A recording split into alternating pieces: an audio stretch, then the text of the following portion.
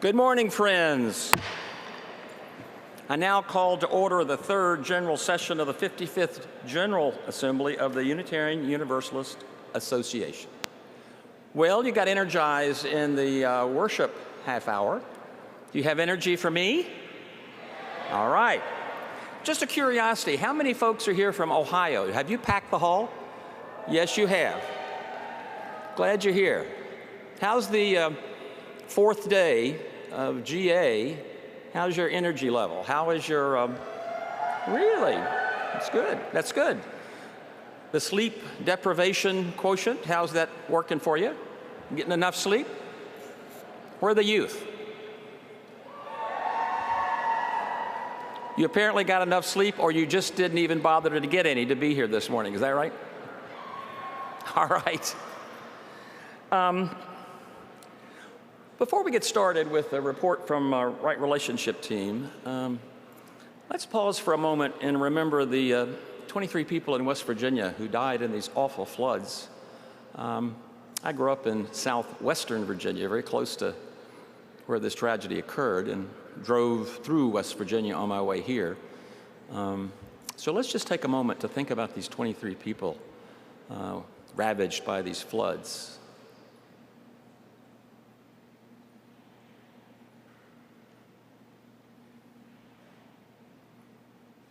Thank you for that.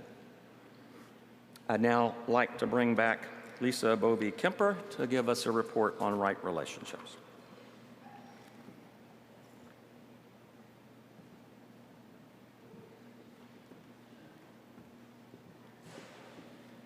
Good morning. Here we are on Saturday, and I hope you are all having a good General Assembly experience so far. I spoke yesterday about the importance of having compassion and staying connected when we are discussing issues about which there are strong and differing opinions. Our covenant is relational, and we want to remind each member of this gathered community that there are real people who represent each abstract issue we face here this week. Each of these people has different needs and different experiences. Our many identities intersect and interact, and justice for one group may feel or be oppressive to another. This is inevitable, and it is the primary challenge of a community like ours, which speaks of radical welcome. Please take this to heart today and tomorrow, and be kind to one another. We are each ambassadors of our faith, not only outside of the Unitarian Universalist world, but we are ambassadors to each other. And as such, our actions should always represent that radical welcome. As always, I invite you to look for our orange bandanas and orange t-shirts if you need help working through staying in covenant together. Thank you.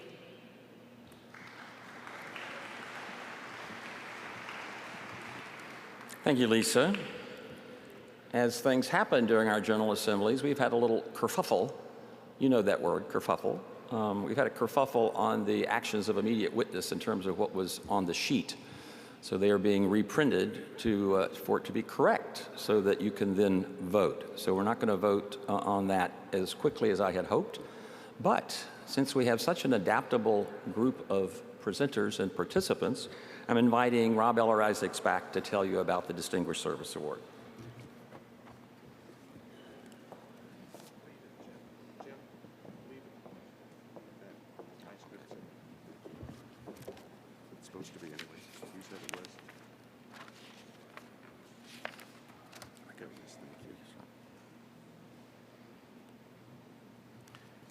Friends, as Secretary of the Unitarian Universalist Association, it is my distinct privilege to convene the board committee charged to propose a recipient for the annual award for distinguished service to the cause of Unitarian Universalism.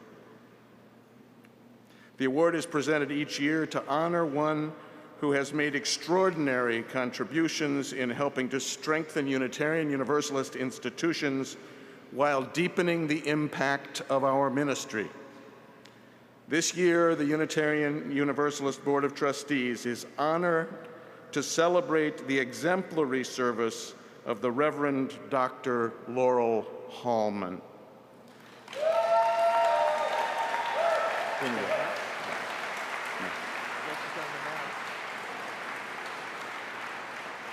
Here to read the citation and introduce Dr. Hallman is her successor as senior minister at the First Unitarian Church of Dallas, Texas, the Reverend Dr. Daniel Cantor.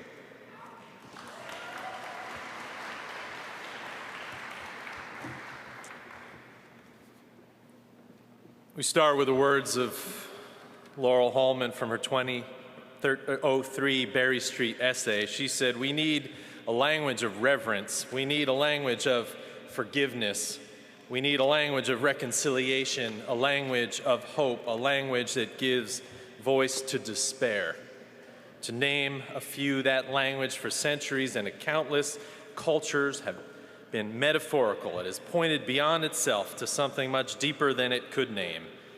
It is our turn to keep such language alive, hold it in our hearts, and speak to the depths of those who so desperately need our good word." The Reverend Dr. Laurel Elizabeth Hallman, preacher, pastor, leader, grandmother, visionary, teacher, guide, and friend for 50 years. You have ministered to UU congregations, colleagues, and communities in so many cherished ways. Builder of congregations, UU institutions and leaders, spirituality, and friendships. You have brought a vision of the larger truth and a keen wisdom to everything you have done. Born in San Francisco and raised as a fundamentalist Baptist, so serious about your faith you carried your Bible in your books to high school. You learned to cultivate a spirit of soulful contemplation in that faith and purposeful intent to grow a faith. In the 1960s, you prepared to be an elementary school teacher, majoring in music and social sciences. When you moved to St. Paul, Minnesota, you became a Quaker, and then a friend introduced you to Unity Unitarian Church. In the 1970s, you were part of their curriculum design team, building the Images for Our Lives curriculum, using values clarification, matched with stories from many faith traditions. You came to the ministry through church administration and this religious education work and entered theological training at Meadville Lombard in 1977, a divorced single parent and deeply experienced in Unitarian Universalism. Before receiving your MDiv from the University of Chicago Divinity School and your DMin from Meadville, you were a chaplain in San Francisco and the John B. Wolfe Preaching Scholar in Tulsa. Ordained at Unity Unitarian, you were first called to the Unitarian Church in Bloomington, Indiana in 1981, and then in 1987 became the first female senior minister of a large church at First Unitarian in Dallas.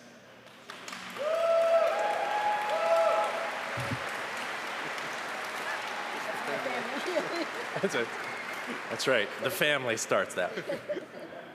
You led both churches to new levels of professionalism, generosity, and spiritual depth. Throughout your career, you have pioneered your place, often in all-male settings where clergy gathered. With dynamic preaching and worship, a high quality of religious education programming, and by helping both members and guests connect to the church in meaningful ways, First Unitarian Church of Dallas doubled to more than 1,000 members, and in 2005 was named one of the first UUA breakthrough congregations.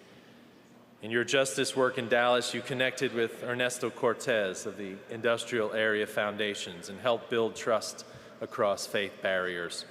You have mentored a generation of ministerial interns, trained countless board members, and addressed financial stewardship as a spiritual practice. In the 1990s, you brought Carver policy governance into being at First Church in Dallas, a visionary example of many large UU churches. your work to develop and make available a unique spiritual practice for UUs through your Living by Heart program with your mentor, Harry Schofield, has a lasting impact on us all.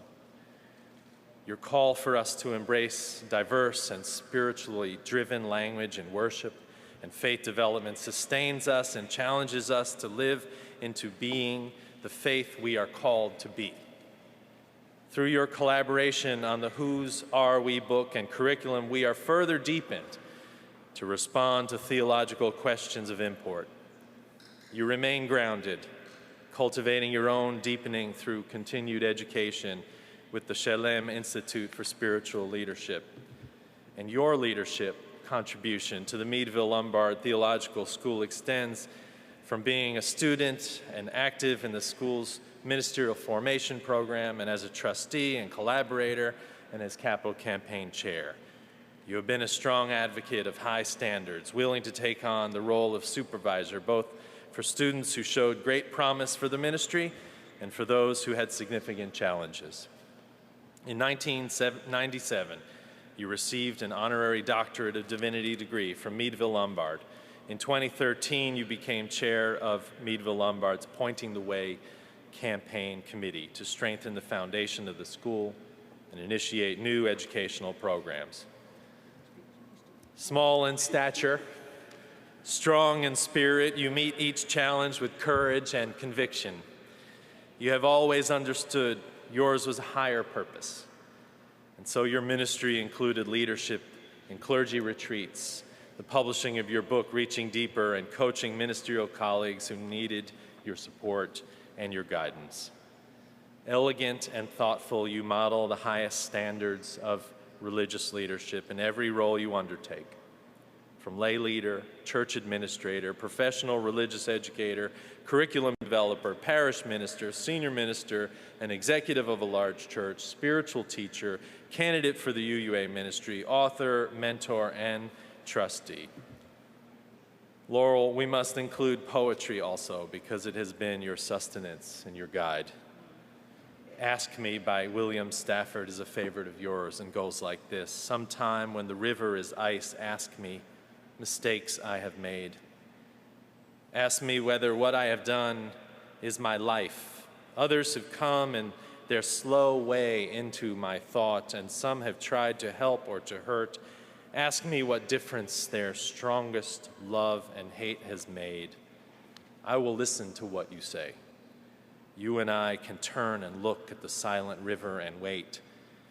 We know the current is there, hidden, and there are comings and goings from miles away that hold the stillness exactly before us. What the river says, that is what I say. Reverend Dr. Laurel Holman, your leadership, fellowship, vision, words, and wisdom are powerful expressions of the best our ministries can offer the world. We are honored to recognize you with the 2016 Award for Distinguished Service to the cause of Unitarian Universalism.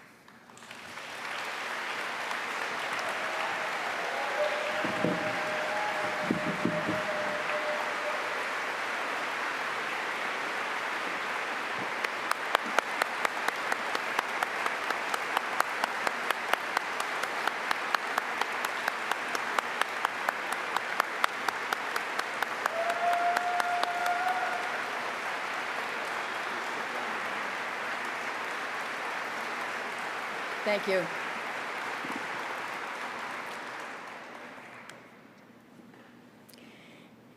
Thank you, Rob Eller Isaacs and the committee. Thank you, Jim Key and Daniel Cantor. I am a bit overwhelmed. Like most of us involved in congregations and in our association, we do what seems to be needed and hope it's worthwhile. Jim Key's call to tell me I am this year's recipient of the Distinguished Service Award caused me for the first time to reflect on what I have done as a body of work, to think of the threads that have been constant in my ministry through the years: the religious literacy of children, the spiritual depths of our members, the strength of our institutions, generosity as a spiritual practice, inviting people in who need us, and community organizing to join forces with other groups to create change and promote justice. A long time ago, I adapted some questions from St. Ignatius for use in my spirituality classes and retreats, as well as for my own practice.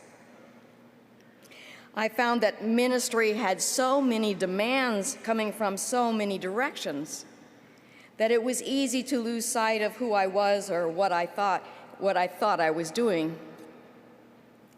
When I began to slip into going all directions at once, I would stop and begin the simple practice: who am I? Who else am I? I would insert the phrase, "God be merciful," between my answers to who am I. UUs in my retreats would sometimes be confounded by that additional phrase, but I would encourage them to just go with it. It almost always did its work, which had little to do with the thinly imagined mercy of a thinly imagined God, and a lot to do with deep, metaphorical religious imagination spanning centuries and real, present spiritual depth. I have to admit that after Jim Key called with the news I was to receive this award, I was stunned and then driven back into my who am I practice.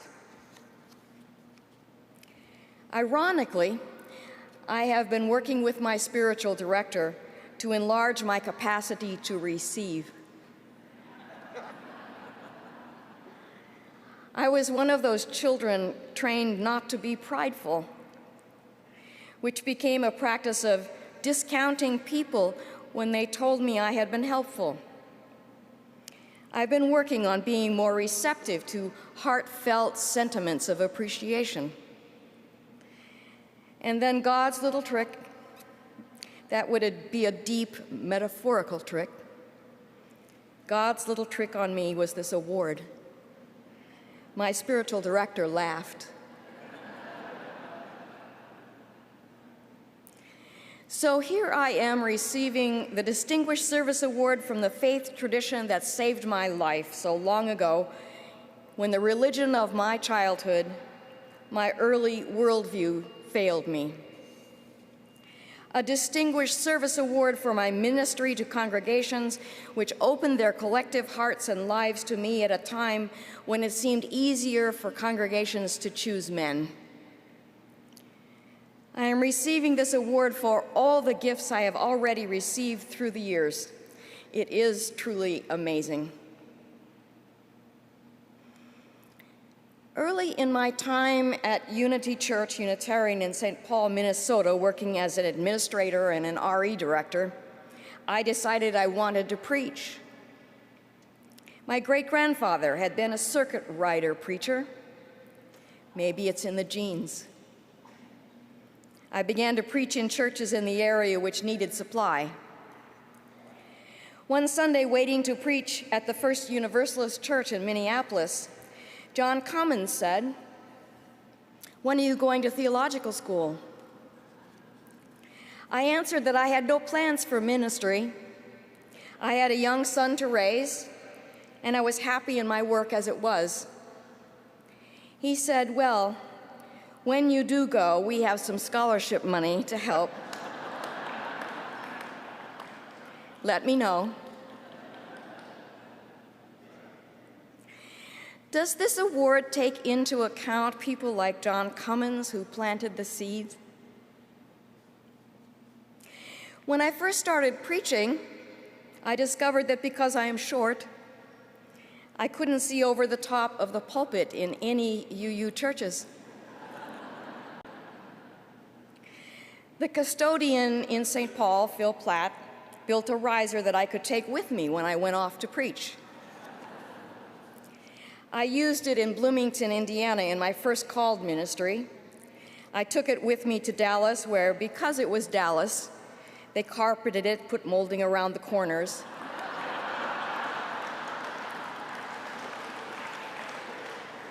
And they added a small handle to make it easier to carry. In the meantime, back in Bloomington, a wonderful doctor in the community, Walt Owens, retired, and he took up woodworking. His first project was to build a new pulpit for the church. He built it with a fold-out step for anyone who might need it.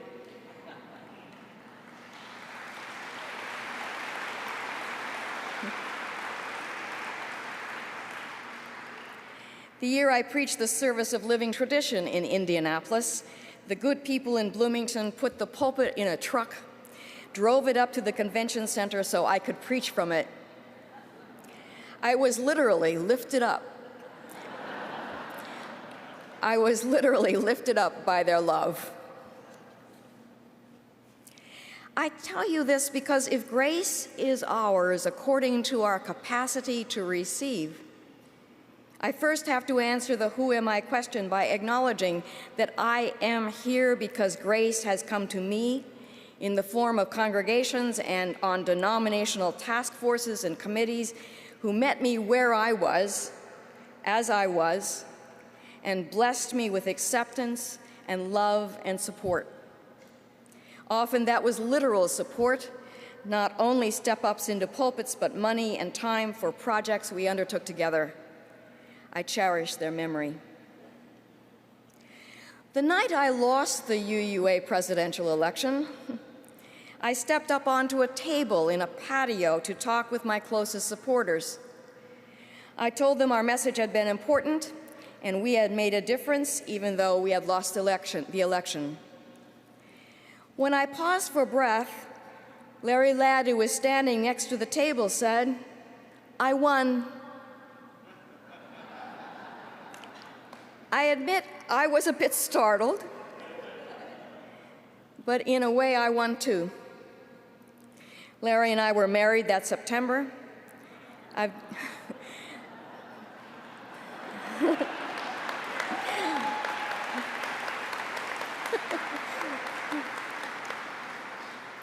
I've done good work with Bert and Carly for the UUMA, had time to be with my Austrian grandchildren, to do projects I wanted to do for a long time and to enjoy life. I decided to formalize my retirement and walk in the service of the living tradition last June. In the fall, I announced my last sermon, preaching at First Unitarian Church in Dallas for the last time. And then in January, as a surprise even to myself, I accepted the invitation of the Falmouth UU Fellowship on Cape Cod to be their interim minister. So evidently it's not over till it's over. But here's the thing. 3 weeks ago, I was visiting with a couple in the Falmouth congregation, Pillars. We discovered in the course of our conversation that we all had roots in Minnesota. Avis Grossline said, "My sister still lives there in the northwest part of the state, just over the border from Fargo, North Dakota." And then she added, she's a member of the Underwood Unitarian Universalist congregation. I said, I preached at the Underwood Church in the 70s. They had no minister. They wanted someone to preach on Easter. So I would go with my young son in tow and preach for them. The next Sunday, Avis said, "I wrote my sister. She remembers you." She said, "They still have the riser they built for you."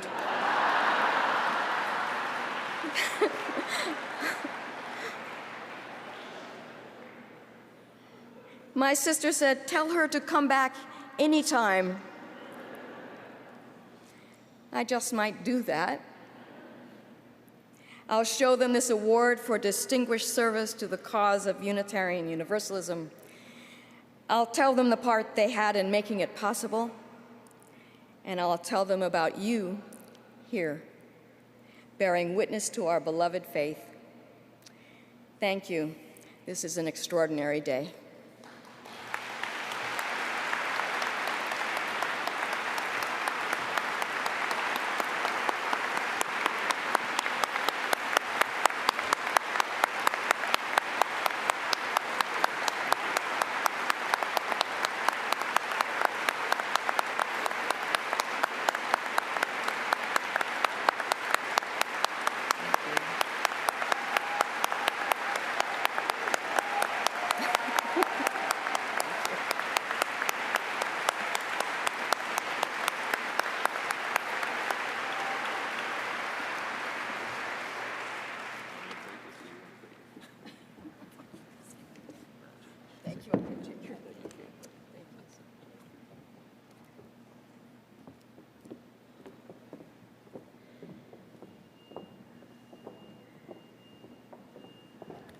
I have such a great job to make those calls. You have no idea the joy this role brings me on occasions like this. And of course, when I get those tweets and texts in the morning before going on and suggesting how I might run today's program. Every day, every day. You're wonderful people. I thank you so much. I really do. I really do. Well, I think we have sorted out our AIW kerfuffle. You'll have to look that up. So I call on Susan Geckler, Chair of the Commission on Social Witness, to give us a report on the potential actions of immediate witness and an overview of the process for AIWs. Thank you. There were 11 AIWs that were proposed. 8 of those were submitted with sufficient signatures to be considered. The CSW has the task of narrowing that to 6 that you will be considering this morning. You received in your CSW alert this morning summary statements for 6. Unfortunately, one of the summary statements was for one of the proposals that was not, did not make the cut. I think one of the traits of being human is that we make mistakes. So I want to admit to you my humanness at this point. So what you will be looking at for proposed AIWC is not what is in your CSW alert, but instead is halt drone warfare. Because you have the descriptions of the others, the abstracts of the others in your handout, we have done the description for that one, and we are projecting that for you.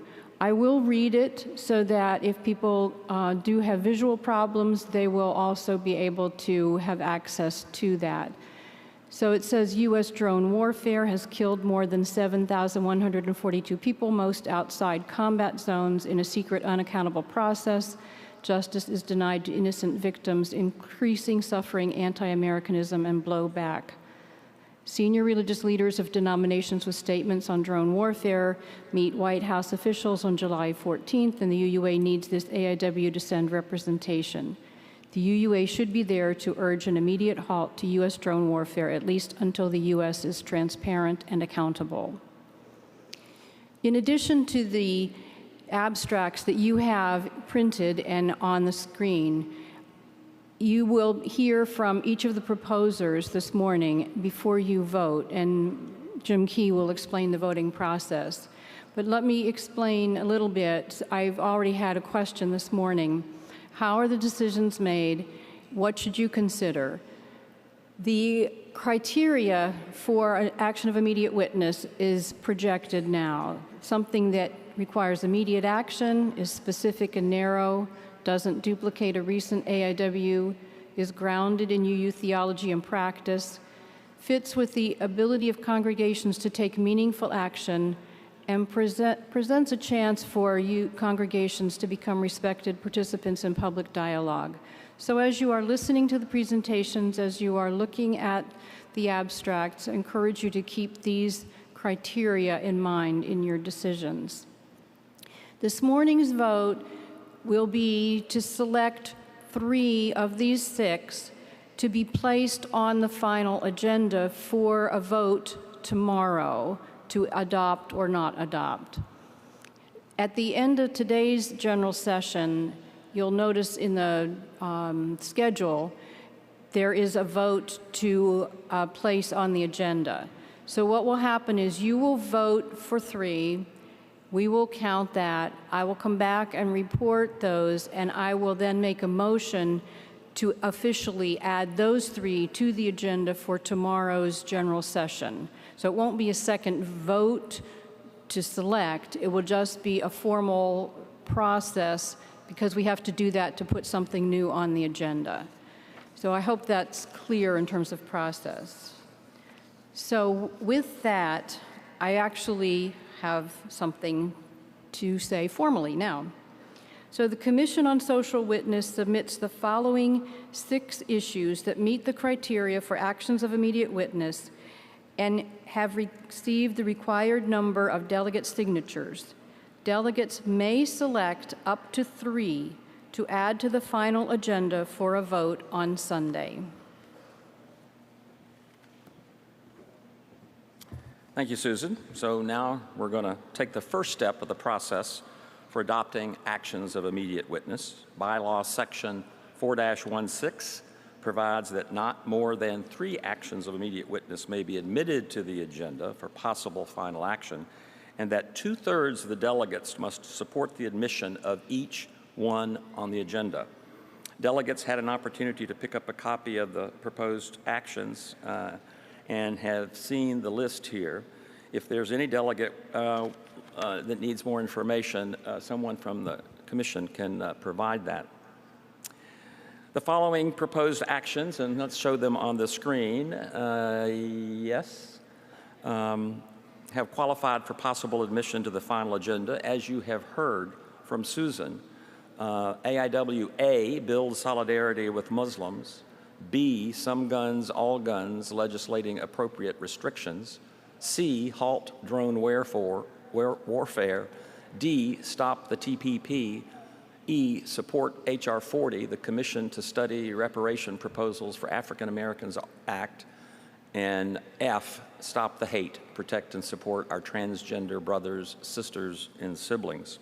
So we have 6 groups that have decided that there are some issues that the delegates need to consider. So it'll be up to you this morning, based on the rules, and 416, as I said, to narrow those down to 3. Tomorrow you will vote on the actual language of those. Today you're just voting on whether these are the 3 topics that you feel are worthy and important enough that you want to spend some time on this afternoon in mini assemblies and tomorrow in general session to see about actually making a statement as a delegate body. So here's the process. You've got the alert, you've had the corrections to that. They're in random order. The letters that are there respond to the letters on your ballot at the bottom of the bottom stub, A, B, C, D, E, F. The statements themselves, the full statements, are at the CSW booth. They're not available now because you're not voting on the full statement. You're only voting on the topic. At the mini-assemblies this afternoon in rooms E160, E161, and E162, you'll have an opportunity to look at the full statements and then make decisions on whether you want to revise the wordings on these. So before you vote, you're going to hear statements from each of the proponents of each of these AIWs. So I recognize the delegates, if you are at the pro microphone. Yes. Excuse me, let me interrupt with a late-breaking announcement, as it were. This year, we're trying something new. Off-site delegates will be submitting typed statements online instead of calling into the hall, and these statements will be read by volunteers, and they may or may not be used this morning. Kara Madrone from the UU Church of Greensboro, Phoebe Mussman from Elliott Union Chapel in Kirkwood, Missouri, and Rachel, or is that Missouri? I don't know. And Rachel Nikase from UU Congregation of Monmouth County, New Jersey. These are volunteers, and they're going to be the voice of our off-site delegates, and the statements they read do not necessarily reflect their own personal views. We have every intention of returning to full audio and even adding video in the future as the technology becomes easier to use and integrate into these sessions. So, are we ready at the pro microphone? I recognize the delegate at the pro microphone. Good morning. I'm Cindy Landrum, Ministerial Delegate from Clark Lake, Michigan. I'm here with Eric Huffer of Lexington, President of the Mid-America Board, the Reverend Don Cooley of Louisville, another member of the Mid-America Board, and the Reverend Catherine Burt of Lansing. We're here to ask you to vote for AIWA, Build Solidarity with Muslims. It's the only interfaith AIW at our Interfaith GA. In December of last year, a Sufi imam and professor at the University of Detroit, Imam Salih, reached out to the Reverend Kimmy Regal of Southfield, Michigan, with whom he had worked before. He asked her to join with him and asked her to reach out to other UUs to combat Islamophobia and increase knowledge about Islam. Kimmy reached out to UUs in her area of Michigan and beyond to join Imam Salih in discussion about what we can do. He thought us uniquely positioned as Unitarian Universalists to reach out to Christians and the rest of the interfaith community because our congregations are already engaged in interfaith work. We decided to begin by creating a resolution asking UU congregations to engage with us in this work. We brought a resolution before our Mid-America Regional Assembly, adopted by 11 congregations to our Regional Assembly, which passed overwhelmingly. Thank you. Yes, I'm Eric Huffer from Unitarian Universalist Church of Lexington and also President of the Mid-America Board. Are you speaking to? I am in conjunction. Okay. Yes, it did pass overwhelmingly at our Regional Assembly. 2.5 weeks after the Regional Assembly, we were able to meet with Detroit area imams, present this resolution. Excuse me, you're out of order. We only have one spokesperson per statement, and I'm not sure whether you're using the first 2 minutes, but the clock has been reset to 2. No, that's not our intent. Our intent was to share the 2 minutes. Are you going to wrap up the first 2 minutes then? Yes, sir. Yes, sir. Very good. Thank you. Thank you. So to go back, it was passed overwhelmingly by our Regional Assembly. 2.5 weeks later, our board was able to meet with Detroit area imams, present this resolution, and engage in a over almost 2-hour roundtable discussion about how to go further. I cannot stress enough how much impact this resolution had coming from our region and how much more it would have coming from our UUA. The imams repeatedly expressed their gratitude and how much it meant to have Unitarian Universalists standing in solidarity with them. This is an opportunity for partnership. Thank you very much.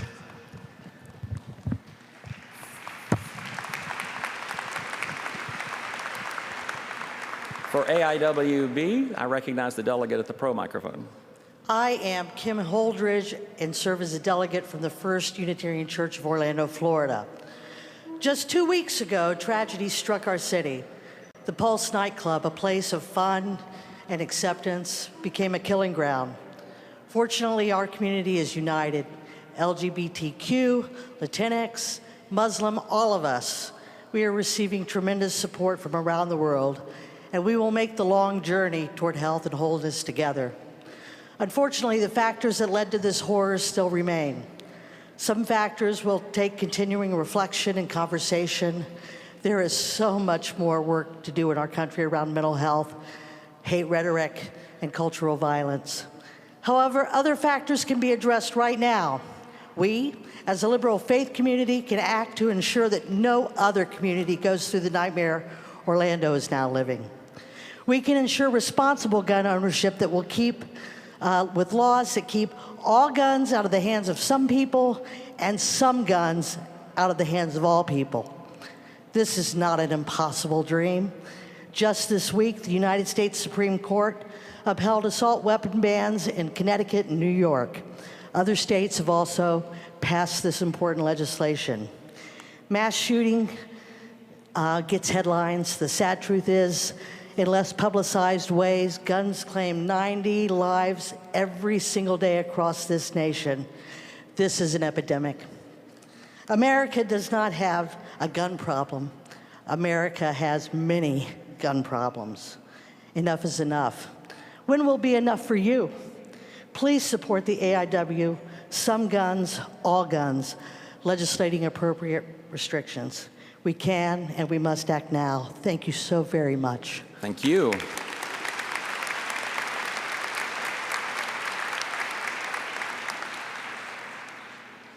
I now recognize the delegate at the pro microphone to talk about AIWC, Halt Drone Warfare. Hello, my name is Michael Landrum. We are from the Unitarian Universalist congregation at Rock Tavern, New York. We're here representing our minister, Reverend Chris Antal. Throughout history, the American military never fired the first shot. That proud tradition vanished when George W. Bush invaded Iraq preemptively and with false assumptions.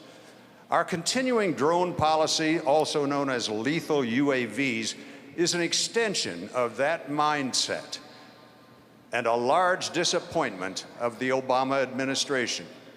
The moral ambiguity of these secret killings should be a clear call for a statement of conscience from Unitarian Universalists everywhere.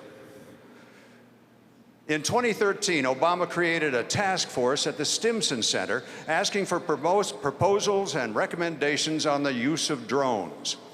Their report, issued in 2014, outlines 8 concrete recommendations, concluding that U.S. drone policy should be transparent, accountable, and consistent with long-term U.S. national security goals. In 2016, Stimson issued a report card showing the administration's failure. Targeted killings of terrorists is one thing, but the blowback from unintended civilian killings in Pakistan and Yemen is a potent recruiting tool for terrorist organizations. We are calling for the immediate implementation of the Stimson Task Force recommendations. We have a real opportunity in just a few weeks. The White House has agreed to a meeting on July 14th on this topic with major religious leaders from all denominations. We feel it is vital that we be represented there as well. We have learned that UUA President Peter Morales will be out of the country on that date, and therefore we are calling for the appointment of an ambassador for disarmament, peace, and security to speak truth to power. Thank you. Thank you. Thank you. And now I recognize the delegate at the pro microphone to talk about AIWD, Stop the Trans-Pacific Partnership. I am Dick Burkhart, Church of the Larger Fellowship, and co-chair of UUJEC. Well, what is the TPP? It's the corporate-driven and secretly negotiated trade and investment deal between the U.S. and 11 Pacific Rim nations, the Trans-Pacific Partnership. And why is it so controversial that Bernie, Hillary, and Trump all oppose it? One reason is that NAFTA was a huge job and wage killer for U.S. workers. It hit Mexican farmers very hard, too. But the TPP is less about tariffs, more about domestic regulations. It gives a green light to speculators to continue many predatory financial practices. It extends patents to raise drug prices. U.S. manufacturing continues to take a big hit. And forget about democracy. The TPP was negotiated in secret with key sectors sidelined precisely because there was so much to hide. And its dispute resolution tribunals are designed to let foreign corporations attack U.S. laws that might reduce their profits, including labor, environmental, health, and safety rules. What can we do? First off, the plan is to bring the TPP to Congress after the November elections to bypass growing opposition. Second, Fast Track was passed last year, so it must be voted up or down. No amendments are allowed and little debate. Therefore, just tell your senators and representatives to vote no. This would force it back to the negotiating table. Then demand a transparent, inclusive, and collaborative process where the winners must compensate the losers in practice, not just in theory. In other words, democracy and equality, not corporatocracy. Thank you. Thank you.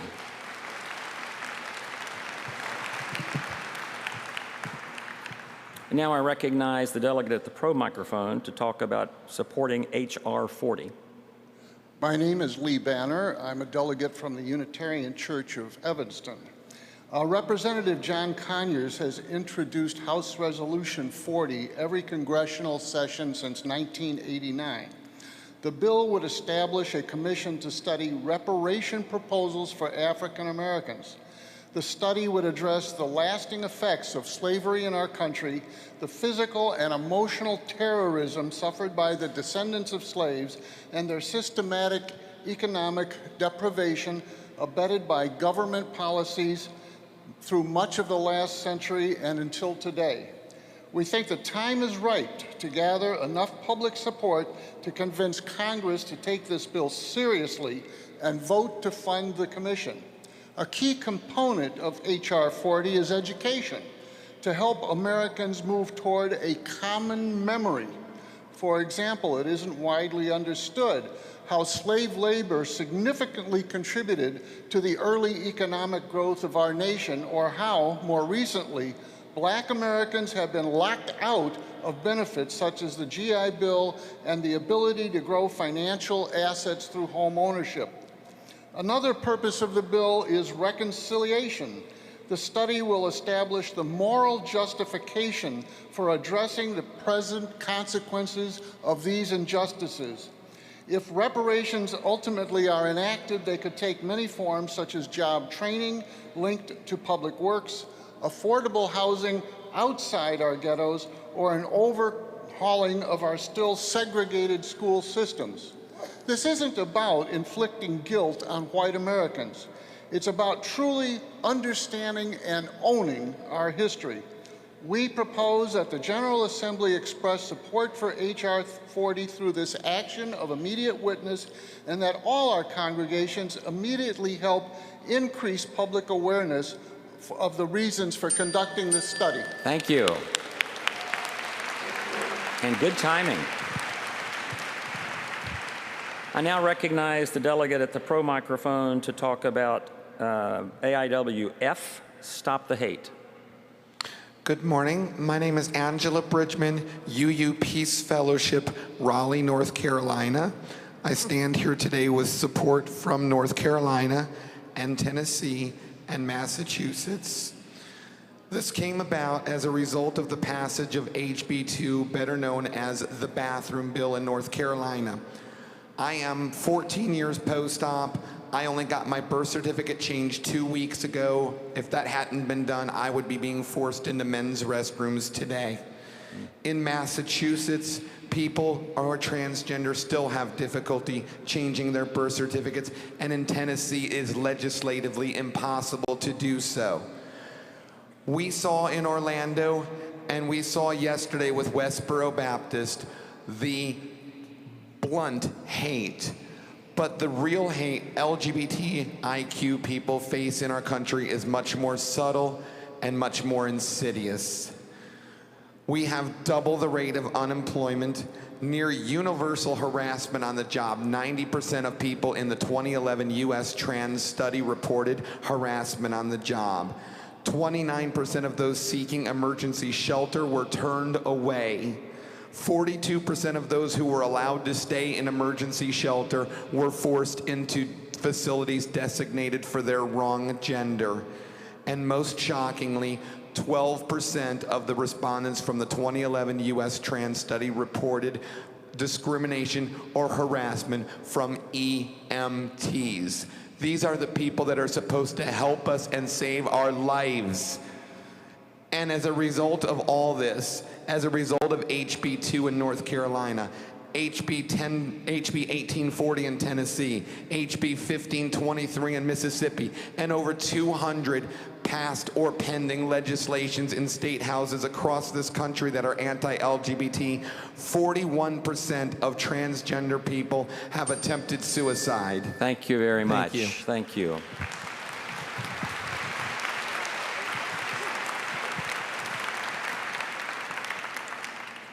Having heard from the sixth proponent of these proposed AIWs, have you gotten an overview of these potential AIWs? Certainly they're all worthy. So now it's time to vote. Take out a pencil, a pen, a crayon, whatever you like to use, and select up to 3 that you would like to see move forward. If you do more than 3, your ballot will be invalid. If you select 1 3 times, there will be invalid.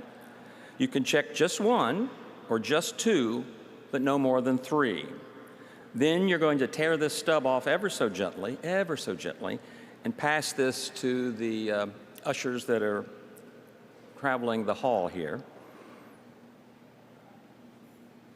Any questions? Can we pass those out now?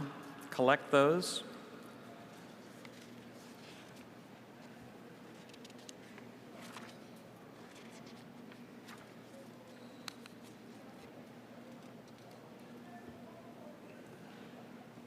I am ready for our special collection. If I have our speaker for the special collection here, that would be useful.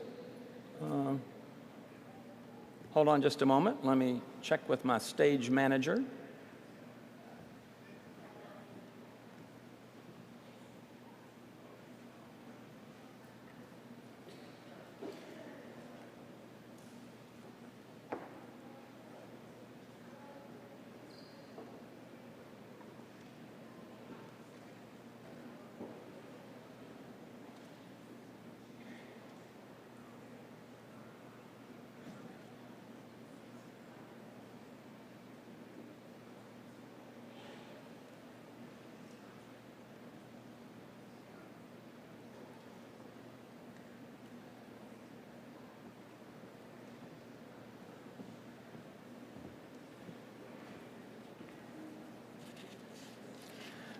Well, we are looking for our next presenter, and we will move along and hopefully find Kenny Wiley. If anybody knows where he is, please text him or ask him. Do we have him?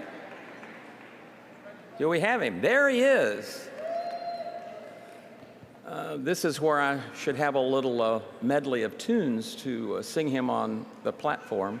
But it's important for him to do this because we have some special music to follow this special collection.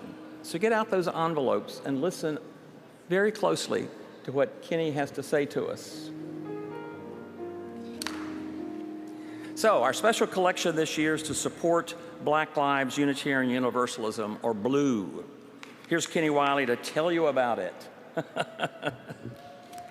It's exciting, so listen up. Good morning. That was so great. Sorry, forgive me. I was like, I thought we were doing it. It's all good. Whew, all right. What's up, GA? That was a terrifying moment. Oh my gosh.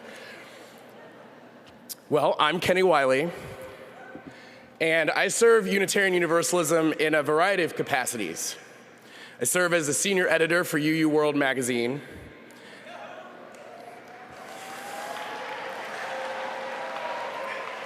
I serve as the director of faith formation at Prairie UU Church near Denver, Colorado.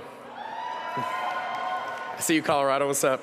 And as a lead organizer for the Black Lives of UU Organizing Collective.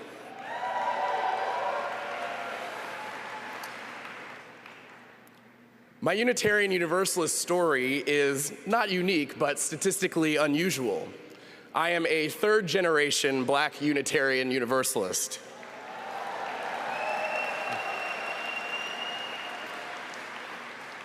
My Black grandmother found UUism at a time when many Black folks were leaving this faith.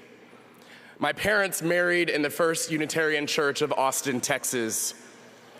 My sisters and I grew up at Northwoods UU near Houston and did every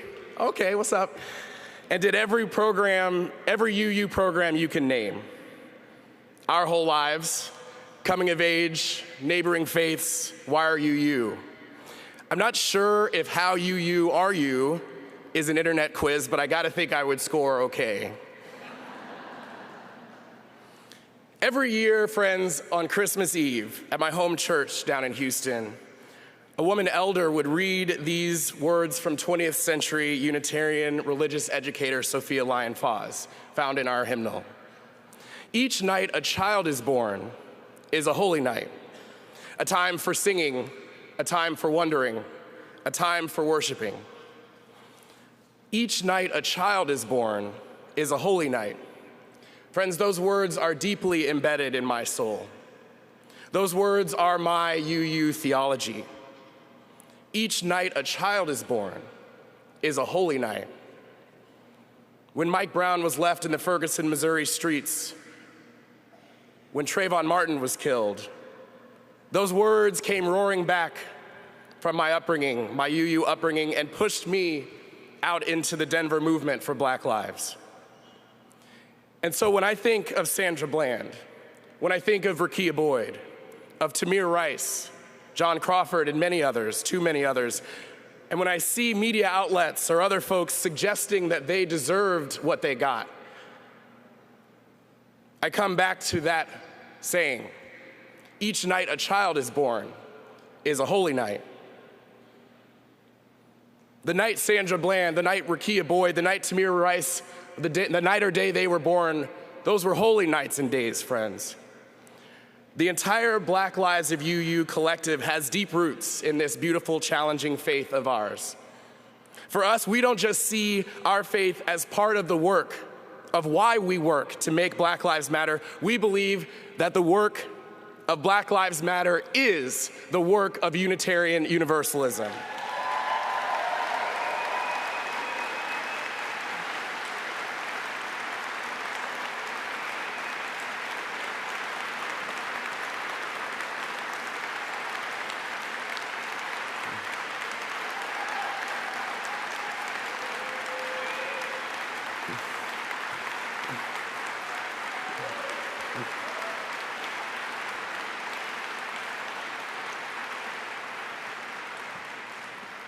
If we are to be the faith that believes truly that the night or the morning or the day that we were born, that each of us was born was a holy night, a holy morning, a holy day, then we've got more work to do. The UUA committed $60,000 from this morning's offering to the Black Lives of UU collective. Because of this commitment from the UUA and the UUA board, we have been able to assist over 65 Black UUs from 22 states who contacted us for assistance with registration, transportation, and housing costs.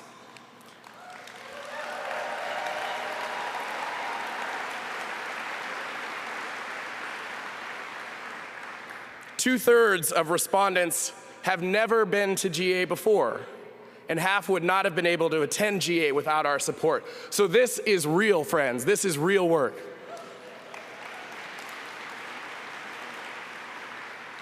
With your financial help this morning, we are excited to say that the grant will allow us to begin preparations for the first Black Lives of UU convening to be held in the Southern region in the first half of 2017.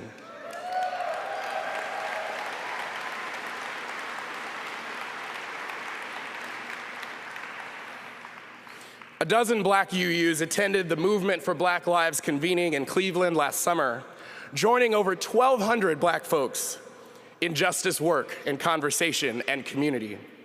We look forward to creating a similar explicitly Black gathering, though probably smaller than 1,200, though you never know, for Black UUs to connect and live into this world we dream of. As an organizing collective, we wrote the 7 UU principles of Black lives last fall. Our first principle states in part, we strive to promote and affirm Black lives. We strive to promote and affirm queer Black lives, to affirm trans Black lives, to affirm formerly incarcerated Black lives, to differently abled Black lives, Black women's lives, immigrant Black lives, elderly Black lives, children's Black lives. Black lives matter. We throw no one under the bus. We rise together.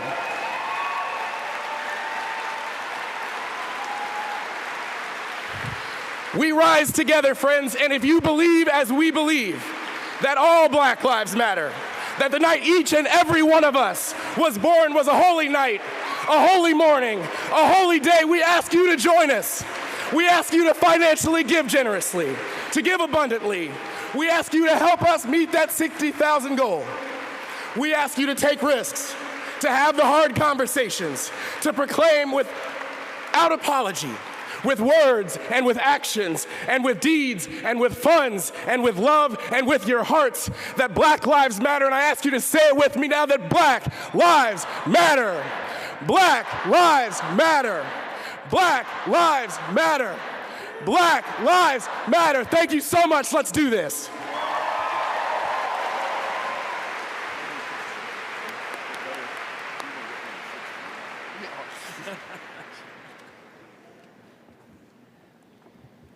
We're not going to sleep through this revolution, my friends.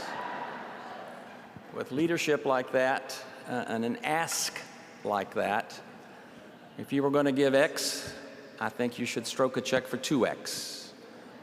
Or put a couple of zeros behind whatever you were going to throw into the plate. This is really, really important work. This is the center of what Unitarian Universalism should be about in the coming years.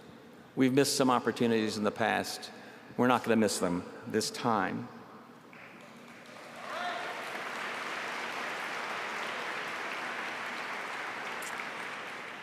While our ushers are collecting the offering, I want to acknowledge the over 30 congregations and groups that have pledged over $1,000 or more to this special collection. We start the $60,000 ask with over $30,000 received from the congregations that you'll see rolling on the screen. There's some great stories out there. I don't have time to share them with you. Many of these congregations ask for $1,000 from their budgets, and people raise $6,000 and $7,000. So there's a great deal of generosity and enthusiasm for this, to supporting this effort. So I encourage you to do so as well. And if you'd like to give online, you may text BLUE to 41444. That's how I did my donation. You'll get a response that asks you to click on a link that takes you to a donation page. Easy peasy. And now I want you to hear a special piece of music that works well for this offering, I think, and you can sort of understand my consternation when we couldn't get Kenny to the floor, because they pair together very well. So welcome back, Sue Peck, and I think she's brought a few friends. Good morning. Good morning. Good morning. I am Jan Chamberlain from St. Louis, Missouri.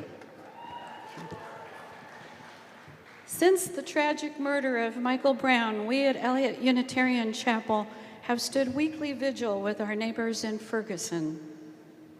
We have a new song for you today, but it has a familiar melody. I'd like to share with you briefly how it came to be.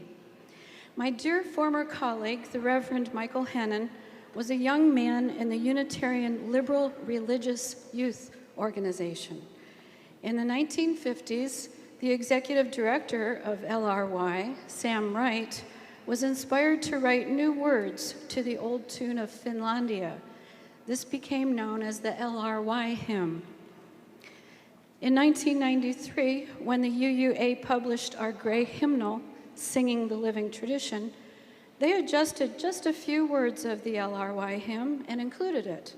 And I think you'll agree it's become one of our all-time favorites. We would be one. Michael Hennon says, our faith is a living, growing thing to be written and rewritten when times, conditions, and new insights require it.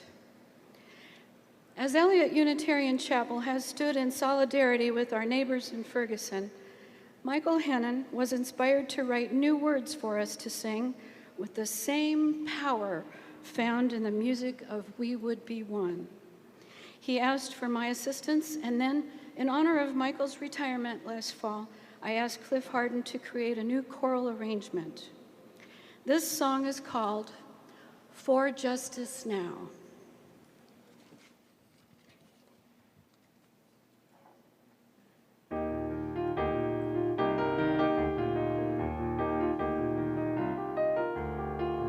For justice now we march on.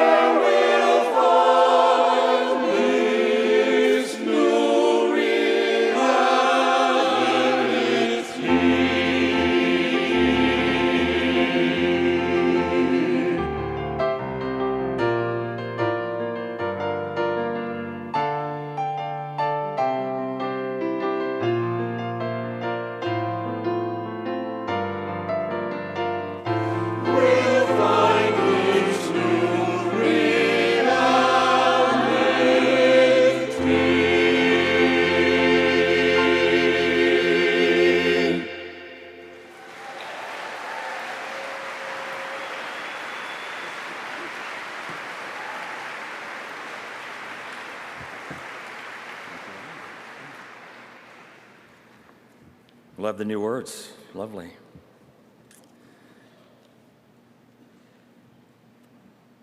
Imagine a healthy Unitarian Universalist community that is alive with transforming power, moving our communities and the world toward more love, justice, and peace. Those words are the preamble of our association's shared vision, or global ends. They can be found in full on page 84 of your program book and also on the UUA website. I opened my report to you last year with the same phrase, and I've shared them with every congregation and community I have visited over the past year, 26 visits across 13 states. Imagine a healthy Unitarian Universalist community that is alive with transforming power, moving in our communities and the world towards more love, more justice, and more peace.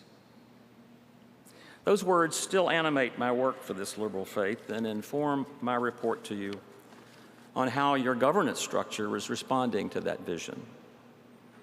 I've been reading Turning Point, Essays on a New Unitarian Universalism, edited by Fred Muir, the senior minister of the Unitarian Universalist Church of Annapolis.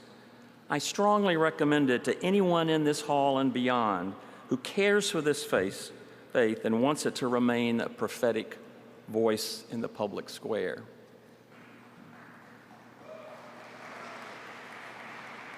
Muir challenges us to acknowledge and correct our trinity of eras.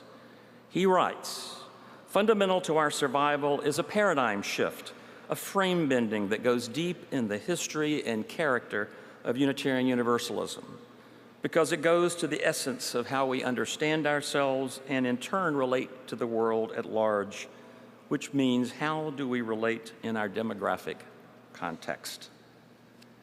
He continues, fundamental to our future is recognizing our way of faith, from its leadership to its Sunday service to justice-making partnerships, have been supported and nurtured by this trinity of eras, leading not only to ineffectiveness, but also to an inability to share our liberating message. This is to say, while Unitarian Universalism's gospel is good news, it is losing its vitality and relevance. He defines the trinity of eras this way. One, we are being held back and stymied by persistent, pervasive, and disruptive commitment to individualism that misguides our ability to engage the changing times. We cling to a Unitarian Universalist exceptionalism that is often insulting to others and undermines our good news. We refuse to acknowledge and treat our allergy to authority and power, though all the symptoms compromise a healthy future. But Muir offers a trinity of promises that I want to speak to as an antidote to our trinity of eras: generosity, pluralism, and imagination. And I want to report on these promises that the moderator and the UUA Board of Trustees are pursuing: generosity, pluralism, imagination. First, generosity. It's no secret that costs are up and congregational fair giving to our association is down. You've heard about that this week. The Board of Trustees charged Larry Ladd, our financial advisor, until I think tonight or tomorrow night, to form a task force, collaborate with the stewardship and development staff and others, and then bring to the board recommendations to imagine an APF approach that was not based on membership, but a percentage of income. The Southern region has been testing such an approach, and we have learned much from their pilot. The second of Muir's trinity of promises is pluralism. This General Assembly is a great example of our understanding of the power of pluralism. Consider our theme, Heartland, where faiths connect. Peter Morales has made multi-faith pluralism central to his presidency, working with partners in our justice and anti-oppression work, as well as with progressive faith movements, many of whose leaders were here with us this week. He wrote in the summer edition of UU World, Unitarian Universalism has long been a multi-faith faith. As such, I believe we have a unique opportunity to bring faiths together and to lead a multi-faith movement. I agree with him. But we have to focus on pluralism in our congregations as well, specifically in how we practice our fifth principle, the right of conscience and the use of the democratic process. We've been urging congregations to send delegates to GA and consider underwriting their expense for many years.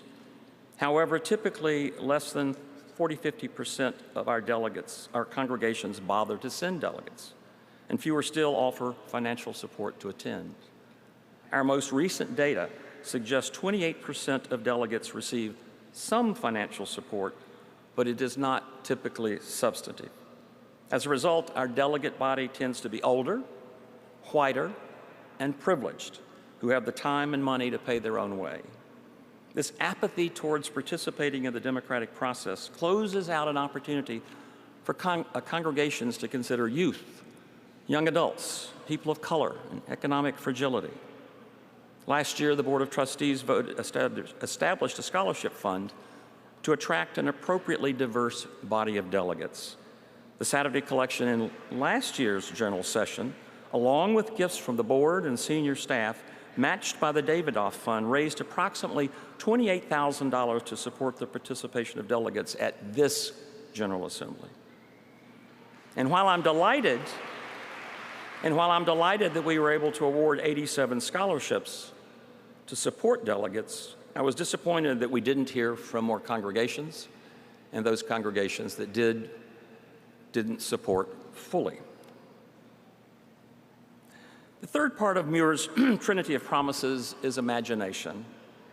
And I must confess, this third part of the Trinity is the one that most animates me. I have shared with many of you in various settings my personal story of having been diagnosed with stage 4 non-small cell lung cancer in 1999. The morbidity rates were grim. 5% of those so diagnosed might live for 1 year. Only 1% might live for 5 years. I quickly imagined that I'd be in the 1%. Several times a day during my 10 months of chemotherapy, I imagined little Pac-Men consuming those rapidly multiplying cancer cells. I envisioned the toxic brew of my carboplatin infusions melting away the diseased cells. Further, I imagined myself surrounded by Liz, my children, my grandson, friends, and my new UU community. I would gather them in my imagination at a beach on Pangor Laut. It's an island on the west coast of Malaysia where Liz and I had been privileged to holiday when we lived and worked in Asia. Imagining the healing provided by good science, amplified by the unconditional love of family and friends, was incredibly powerful. Every day for many years, I imagined my health restored. I still return to Pangor Laut in my imagination as I have a need. Friends, it was imagination that got me to the 1%. And I've lived to see my family grow from 1 grandson in 1999 to 6 grandchildren in 2016. I believe in the power of imagination, visioning, and wishing to move Unitarian Universalism to a place of more love, more justice, and more peace. You do too, apparently. We have congregations move into actualizing the beloved community as a result of the Mosaic Makers initiative, with many congregations and communities having tough conversations on race stemming from the beloved Conversations curriculum. If you don't have it, get it. Moreover, district leaders are imagining other ways of shaping governance. 3 districts in the Midwest consolidated into 1 region 2 years ago, and 8 districts in the South and Central Northeast have voted to dissolve and defer governance to the UUA.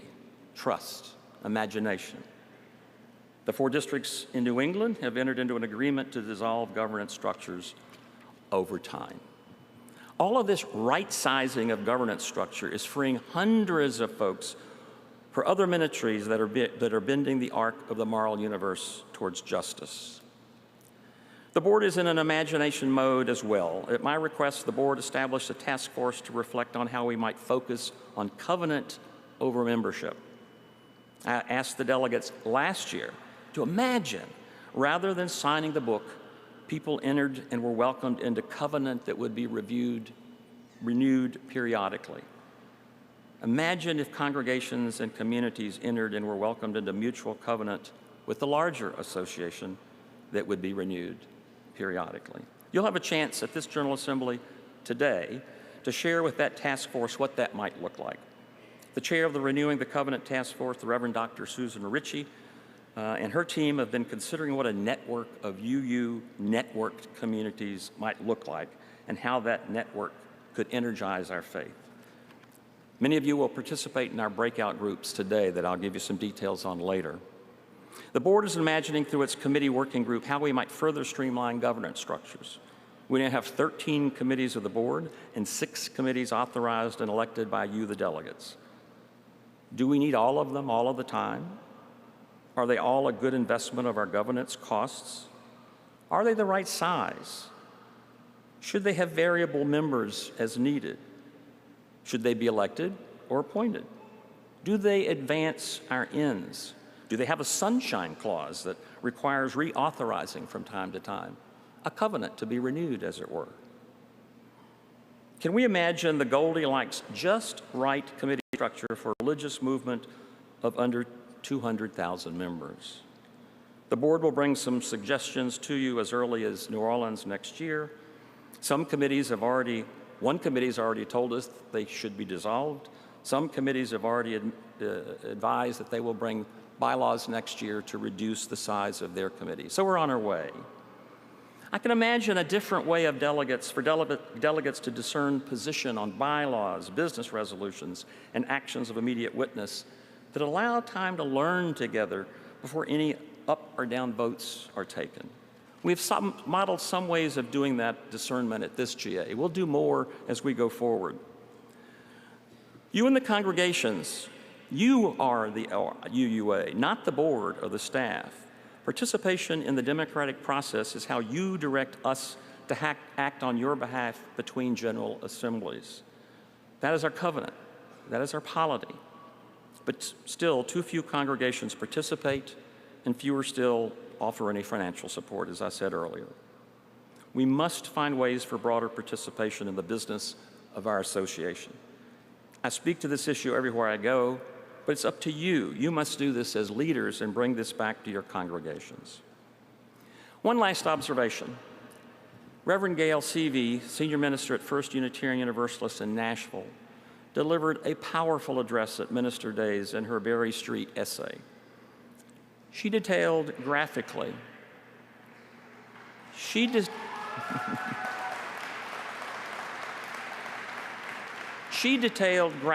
our history of clergy sexual abuse and our institutional temerity over the decades to recognize, acknowledge, and treat this cancer. We have not always treated complainants with the pastoral care that we should. We've sometimes been more interested in institutional reputation. As a candidate, I supported an initiative from the Safety Net organization, a social justice committee at the First UU in Nashville, to work with the administration to improve processes, work with the MFC to update policies. All have been responsive, all are moving forward on that, and we've taken some action, much action on that. The board and I are currently working with Marie Fortune, a consultant in this area, to assess our webpage directions and access. She's given us a report, and we'll begin to act on that after General Assembly. I close with this reflection, again from Fred Muir. Living as 21st century Unitarian Universalists means restoring a faith that is religious and spiritual, covenantal and experiential, progressive and evangelical. From the Trinity of promises, beloved community will be shaped, and the future of our faith can deepen and grow again. May it be so. Thank you.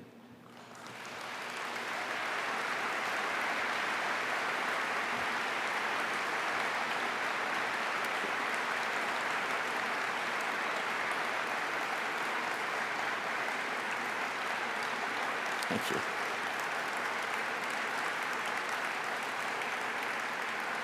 Thank you, but as we are running a little bit behind, let me, with great humility and appreciation, I want to welcome Denise Rhymes, your Vice Moderator, who will deliver the Board of Trustees report.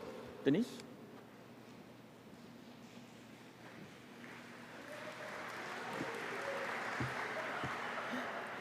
Thanks, Jim, and I'll make my report short. What Jim said. Let me take a few minutes to add a few things on behalf of the Board of Trustees. It's with great humility that I stand before you and represent the board, having just come onto the board in February as the result of the resignation of one of our beloved colleagues. I have had a marvelous experience being brought up to speed with all of the activities from the board this year. The relationship of the board and the administration has evolved into one that is blessed with covenant, collaboration, and commitment. Last year's board reflected the growing pains of a smaller board and the ongoing implementation of policy governance. And while this past year has not been without its challenges, we're beginning to hit our stride with some clarity and real sense of purpose. As cultural and political issues take deeper and deeper root, our board adapts quickly to the changing needs within society and within our faith movement. We have a number of working groups who, in between board meetings, work to educate us and further the work that we have limited time to do when we're together.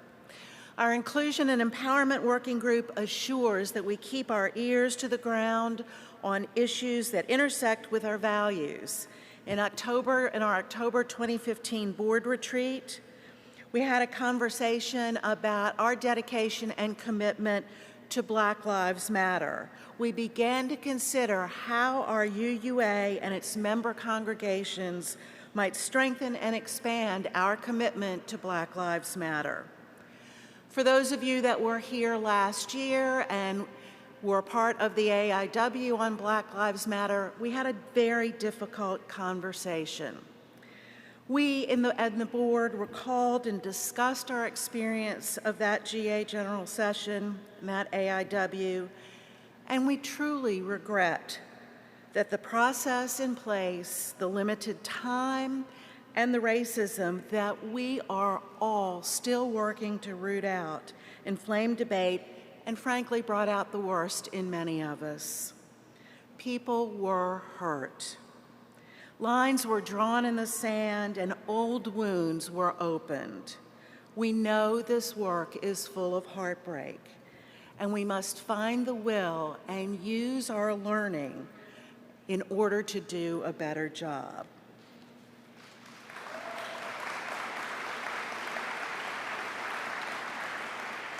We've met with a number of groups and talked about how we make these linkages, and we've gone even further based on the work of the Empowerment and Inclusion Working Group, where we've engaged in one another in intimate and inspiring conversations about prejudice against the trans community and what is required of us in response to all of the anti-trans legislation being proposed across our country. As Jim has told you and as others have told you, we are working very hard to amplify generosity and stewardship, both through our traditional channels and through our collaboration with staff. Moderator Key, as you just heard, as part of our effort to expand the circle of those able to come to General Assembly, established a scholarship fund, and we have a number of delegates who are able to join us this year as a result of that fund. And we're supporting with great enthusiasm the Generosity Network, where we'll help to build relationships with congregations to help them be more generous with the UUA. Something that you might not know, in January of this year, unless you're a minutes geek, which I am, in January of this year, the board authorized a board-restricted innovation fund that sets aside unrestricted bequests to provide the administration funds for new and creative initiatives. In other important votes this year, we helped us set aside funds for maintenance of our new building at 24 Farnsworth. We've had a strong focus on risk management, a tricky subject, projecting what could happen and what we will do in case those things or that thing does happen. We've done an intensive study of the wages that we pay, and I'm very pleased to report that everyone who is employed by the Unitarian Universalist Association makes at or above a $15 minimum wage.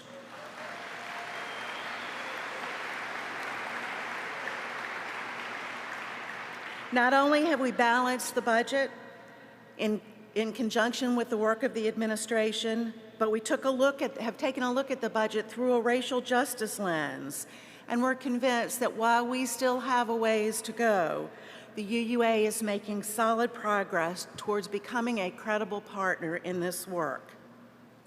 We're working in a variety of ways to strengthen our covenant of Unitarian Universalism. In a few minutes, you'll hear from Reverend Dr. Susan Ritchie about our Renewing Covenant Task Force and ways that we might better be in discernment and relationship with one another.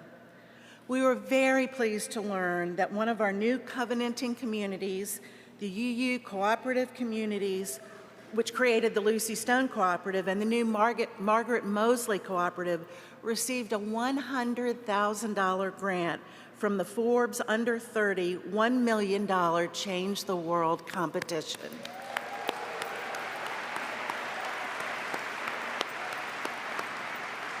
And to make it even better, the Socially Responsible Investing Committee has also invested $15,000 in the effort, whose mission is to create cooperative housing based in UU principles and purposes. Our governance working group, where our real wonks do the work, have worked very hard to ensure that we keep a very tight eye on the ends of the association and how we might engage our congregations and communities in a process to renew the ends, to revisit and renew the ends that govern our efforts. As Jim told you, the Congregational Boundaries Working Group has continued its work and will have a re-emphasized and renewed focus on ministerial congregational boundaries in the coming year. As you probably know by now, and if you don't, stick around at 1:15, you'll learn more, there are 3 declared candidates for UUA president, all of whom have been certified. Board members and senior staff gathered with the 3 candidates recently to share our hopes and dreams for the future of Unitarian Universalism. We also reviewed the oversight structure in place for UUA elections and decided to take a more active role than in past elections by hosting and funding the hosting of 5 candidate forums across the country prior to the election to be held in June of 2017. We've learned a tremendous amount from this process, from the new nomination process, many lessons learned, many opportunities for refinement, and we will get better at this together. And if that isn't enough, we've begun to plan for the creation of a moderator search committee by charging the appointments committee to begin to assemble the team by specifying the specific attributes needed. That is not to say that Moderator Key is already a lame duck. President Morales and his leadership team presented a thorough and carefully conceived report evaluating the association's progress in pursuit of our stated ends, otherwise known as monitoring, one of the most difficult aspects of policy governance. The board enthusiastically entered into deep and fruitful conversation with the staff as to the implications of their conclusions and the need to find more effective ways to measure the impact of our efforts. It was generally agreed that staff is developing strong evaluative skills and that more baseline information is needed in order to track our progress over time. It is difficult to measure the impact of the association's efforts in congregational and community life, but the board and the administration are committed to that effort. If you have any question about the collaboration that it takes to do this work, please ask a board member. The relationships are strong, the trust is powerful, and we're making real progress against our ends in collaboration with our staff. With deep appreciation and regret, we received the resignation of Susan Weaver, our vice moderator, and enthusiastically expressed our appreciation for her excellent work in behalf of Unitarian Universalism. We also sadly said goodbye to the Reverend Dr. Teresa Cooley, former UUA Program and Strategy Officer, who stepped down after many years of dedicated service.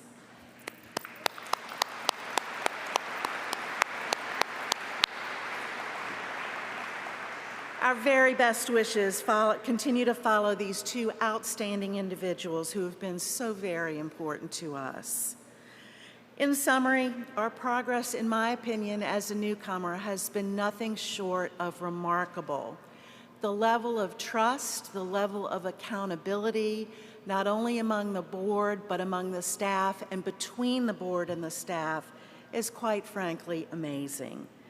The year has been marked by a hard-won clarity of purpose and genuine sense of collaboration between the board and the administration. Our communications working group has made every effort to ensure that transparency provides full insight and awareness into the work of the association, which quite frankly is no small task. We have deep appreciation for all of those with whom we have partnered and for all of you who have offered feedback and advice and support. There is much work ahead, but the energy and the spirit and the support that we get from all of you will carry us well into the future. Thank you.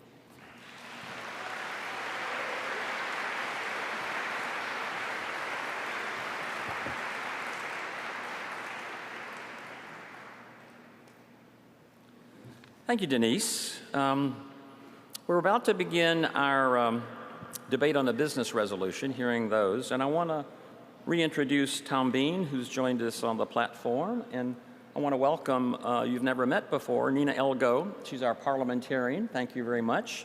She is a justice on the Connecticut Supreme Court, and we are delighted to have her on the dais.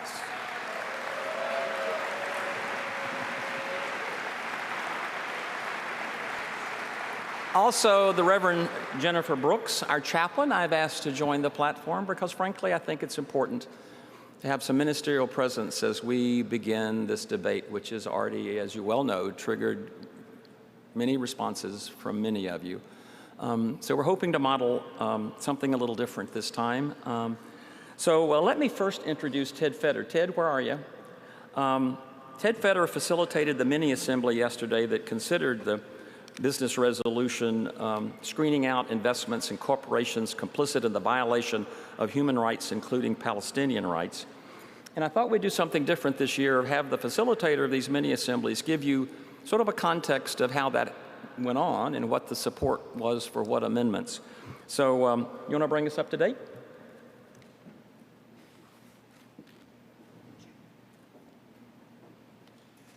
Thank you, Jim. The mini-assembly on the proposed business resolution on screening out investments in corporations complicit in the violation of human rights, including Palestinian rights, was held late yesterday afternoon. As delegates are aware by now, as you're all aware by now, we worked from a perfected version from what's in your program book, a version that is more relevant and more up-to-date. It was yesterday in yellow, and today the new version is in blue. The mini-assembly was well attended. Those who were present were consistently polite and respectful, keeping in mind that we were doing holy work. In addition to those in the convention center, we recorded votes from more than 30 off-site delegates. In the mini-assembly, we considered all 8 amendments that were offered, and we took straw votes, informal votes to guide the Board of Trustees in discerning how to present this resolution to you for debate and discussion today. Following the mini-assembly, we decided to incorporate 3 of those proposed amendments into the new draft that is presented to you now. That's the blue version which we will be working from. The other 5 unincorporated amendments garnered little support, either in the hall or off-site. In every case, the straw votes we took on them were not close. Again, the mini-assembly demonstrated solid respect for opposing views, and I thank everyone who was there and who participated. Jim?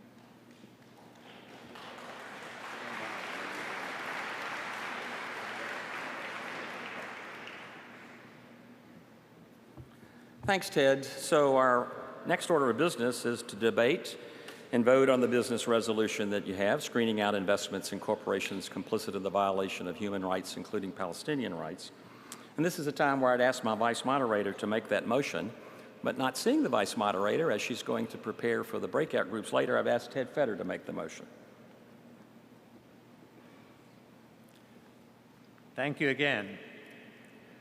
Move that the business resolution titled Screening Out Investments in Corporations Complicit in the Violation of Human Rights, including Palestinian rights, as amended in the mini-assembly, be adopted by this assembly.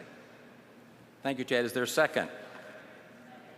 The motion to adopt the business resolution has been made and seconded, and the chair calls on Larry Cooper, president of UU's for Justice in the Middle East, to maker of this motion for their statement on the subject. Thank you, Jim. Can you hear me? Moderator? Yes. No. Okay. I recognize the delegate at the procedures microphone. Okay, thank you. I'm Reverend Marlon Avenhart, a delegate from Tulsa, Oklahoma. I'd like to move that we postpone this indefinitely. All right, let me explain that. That needs a second if we're going to And I'd debate like to this. speak to it. There's a second. So to the delegates, there has been a motion to postpone indefinitely. This is a parliamentary process that will stop debate until we decide whether we want to postpone or continue the debate. So it's in motion. So it will suspend all other discussion until we have this debate, and we'll have a few minutes to debate that. Those in favor of this motion to postpone indefinitely should go to the pro microphone and make a statement. And we'll alternate between those who want to support it, this process of postponing indefinitely, and then we'll go to the con for those who want to oppose the postponement. I recognize the delegate at the pro microphone. Thank you, Moderator Key. I'm Reverend Sarah Stewart, minister of the First Unitarian Church in Worcester and a former member of the UUA Board of Trustees. And I am in favor of postponing debate on this resolution because it is not a proper business resolution according to our bylaws. Rule G 418.2, a rule adopted by the General Assembly itself, says that a business resolution directly involves the administration of the association, and that any resolution submitted which, taken as a whole, has as its purpose the making of a statement of social concern or principle, should be deemed to be a steady action issue for social justice. Thank you. We have someone at the procedures mic.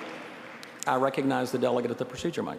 Thank you. I'm Bob Clegg from the Unitarian Universalist Congregation of Frederick, Maryland. I have a point of order.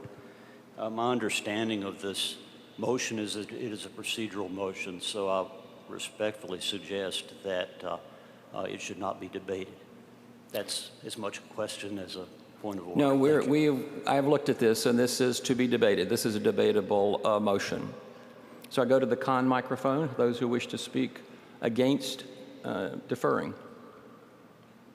My name is Curtis Bell. I'm from the First Unitarian Church in Portland, Oregon. And if you look closely at the resolves, you will see that this resolution directs the UUA to be governed by the same screening process that it has used to do that into the future. We're calling on the UUA to adopt and to continue to use a screen that includes, that targets all companies that are complicit in human rights in all areas of the world, including the occupied Palestinian territories. This is therefore a direct request to the UUA and is a valid business resolution. Thank you. I recognize the delegate at the procedure microphone. Mr. Moderator, Jan Taddeo, a delegate from the Unitarian Universalist Congregation of Gwinnett in Lawrenceville, Georgia. I would like to call the question. Call the question. We need now to debate, not debate, this is non-debatable, to vote on whether we want to call the question. This closes out, if passed, closes out the discussion and the debate on whether to defer indefinitely or not. So do we understand what we're voting on now? We're calling the question and voting, we're asking you to vote on whether you want to defer indefinitely or not. Do I have a second? We have a second. So get your cards ready. What I'm asking the delegates to do, if you want to vote on deferring this. Hold on a minute. I have a parliamentarian this year.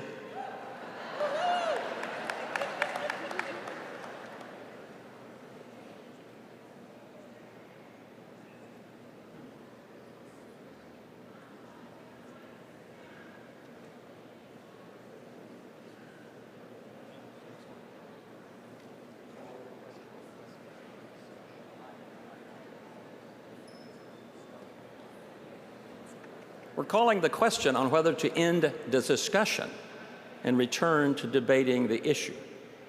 So we now understand the process? Are we good? For those who wish to end debate, please raise your card and vote yes. End debate, thank you. Cards down. Those wishing to continue the debate on whether to defer, raise your card.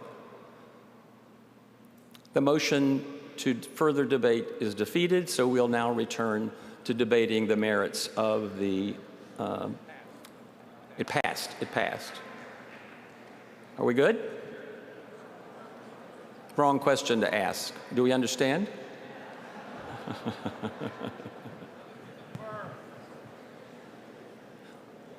I recognize the delegate at the procedure mic. Thank you, Moderator Key. I'm Karen Courtwright from the Unitarian Church of Evanston. And the way I read the proposed business is that it's asking the UUA to continue doing what it is already doing. That's correct. Does this then meet the requirement of a business procedure, continuing a current business procedure? I can report that the council has declared this a legitimate business resolution as written, and our debate will be whether to pass it or not. And let me, we sort of got ahead of the instructions I was going to give you, so let me take a little privilege here and just say a few things before we continue this. The delegates had an opportunity yesterday to hear a panel discussion on the complexity of this business resolution. Under the rules you approved Thursday morning, we have 30 minutes to debate this motion before voting. The motion can only be amended by introducing amendments offered in the mini-assembly, but which were not incorporated. They're at the amendment desk, and if someone wants to move to incorporate those unincorporated amendments, you should move to the desk to see if we want to vote on them at all. The motion can only be amended by introducing, in other words, no new amendments can be made by this assembly. The business resolution requires 2/3 vote in the affirmative to be adopted. There must be 20 minutes of debate before a delegate may call the question. The motion to call the question must then be voted with the majority voting in favor to require an immediate vote on the motion. And that 20 minutes was on the original debate, the original motion, which we moved away from. The chair reminds those who wish to speak in favor or against the business resolution that debate must be confined to the merits of the business resolution. Avoid injecting a personal note into the debate. Do not attack or make any allusion to the motives of others, or the chair will rule the comments out of order. Each speaker is limited to 2 minutes and may only speak once. Subsequent speakers should make new points rather than repeat what others have said. There are 4 possible outcomes: approve with a 2/3 vote, defeat with more than a 1/3 vote, move to postpone indefinitely, which we're in the thrust of right now, which effect kills the motion for this General Assembly and requires a majority vote. Move to assign the resolution to a committee to report their recommendations at GA 2017, and that also requires a majority of vote. We have off-site delegates, of course, and I have an instrument to tell me whether they're in the queue or not. So before we go any further, I'll recognize the delegate at the procedures mic. Moderator Key, I believe I need clarification because I asked to call the question about the motion to defer this indefinitely, and I understand we just voted to call that question. Mm-hmm. I don't think we've called that question yet. Yeah, we did. We had a vote on it. We voted to call the question. We didn't vote to whether to defer or to move forward. Shall I rephrase the question for the... No, we voted to call the question, and the question we were calling you to Vote, so It's we whether voted to yes, stop, we're going to call whether the to question. cease debate and move. Right. No, that was to call the question. To cease debate. That's out of order. You can't call the main motion for 20 minutes. No. We didn't. We're asking to call for a vote on the motion that was made to defer indefinitely. I'll make it again. Thank you. It's not again. It's not again, Jim. Jim, what happened was someone called the question. Then we voted on whether we were going to call whether the body decided to call the question. The body did decide to call the question. Now we have to vote on the question. Ah, okay. Why don't we do that? So, Mr. Moderator, the vote now is, Mr. Moderator, the vote now, what's immediately in order right now is a vote yes or no to postpone indefinitely. That is what is... No, that's not what we're voting on. We're voting on what is in order right now. Okay. Right now.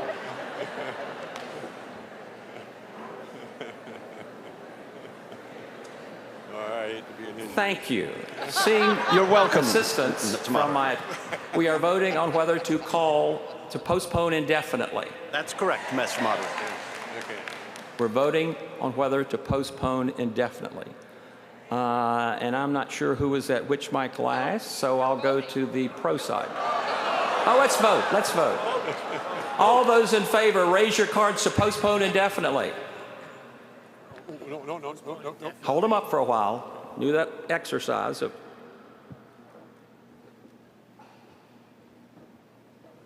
Thank you. Those opposed? The motion to postpone indefinitely fails. Thank you. So you got ahead of me there. So now we're returning to the main motion. And we have someone at the con microphone. Yes, I recognize the delegate at the con microphone. Hi. Jim? My name is Jim? Alan Lindrup. I'm a delegate from the First Unitarian Society of Chicago. I speak in opposition to this resolution basically on two grounds. First, it's not really needed as a business resolution, as was raised up, because of the fact that the UUA's guidelines for social responsibility have already eliminated our investments in any of the firms that were of concern to the proponents of this resolution. And second, particularly because this is an interfaith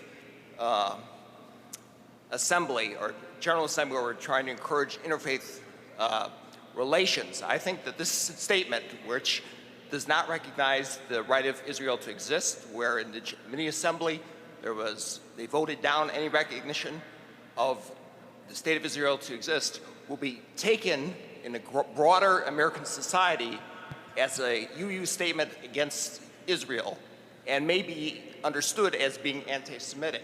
I know we don't intend that, but it may be understood that. I think it will damage UU Jewish relations in this country. That will be its main effect.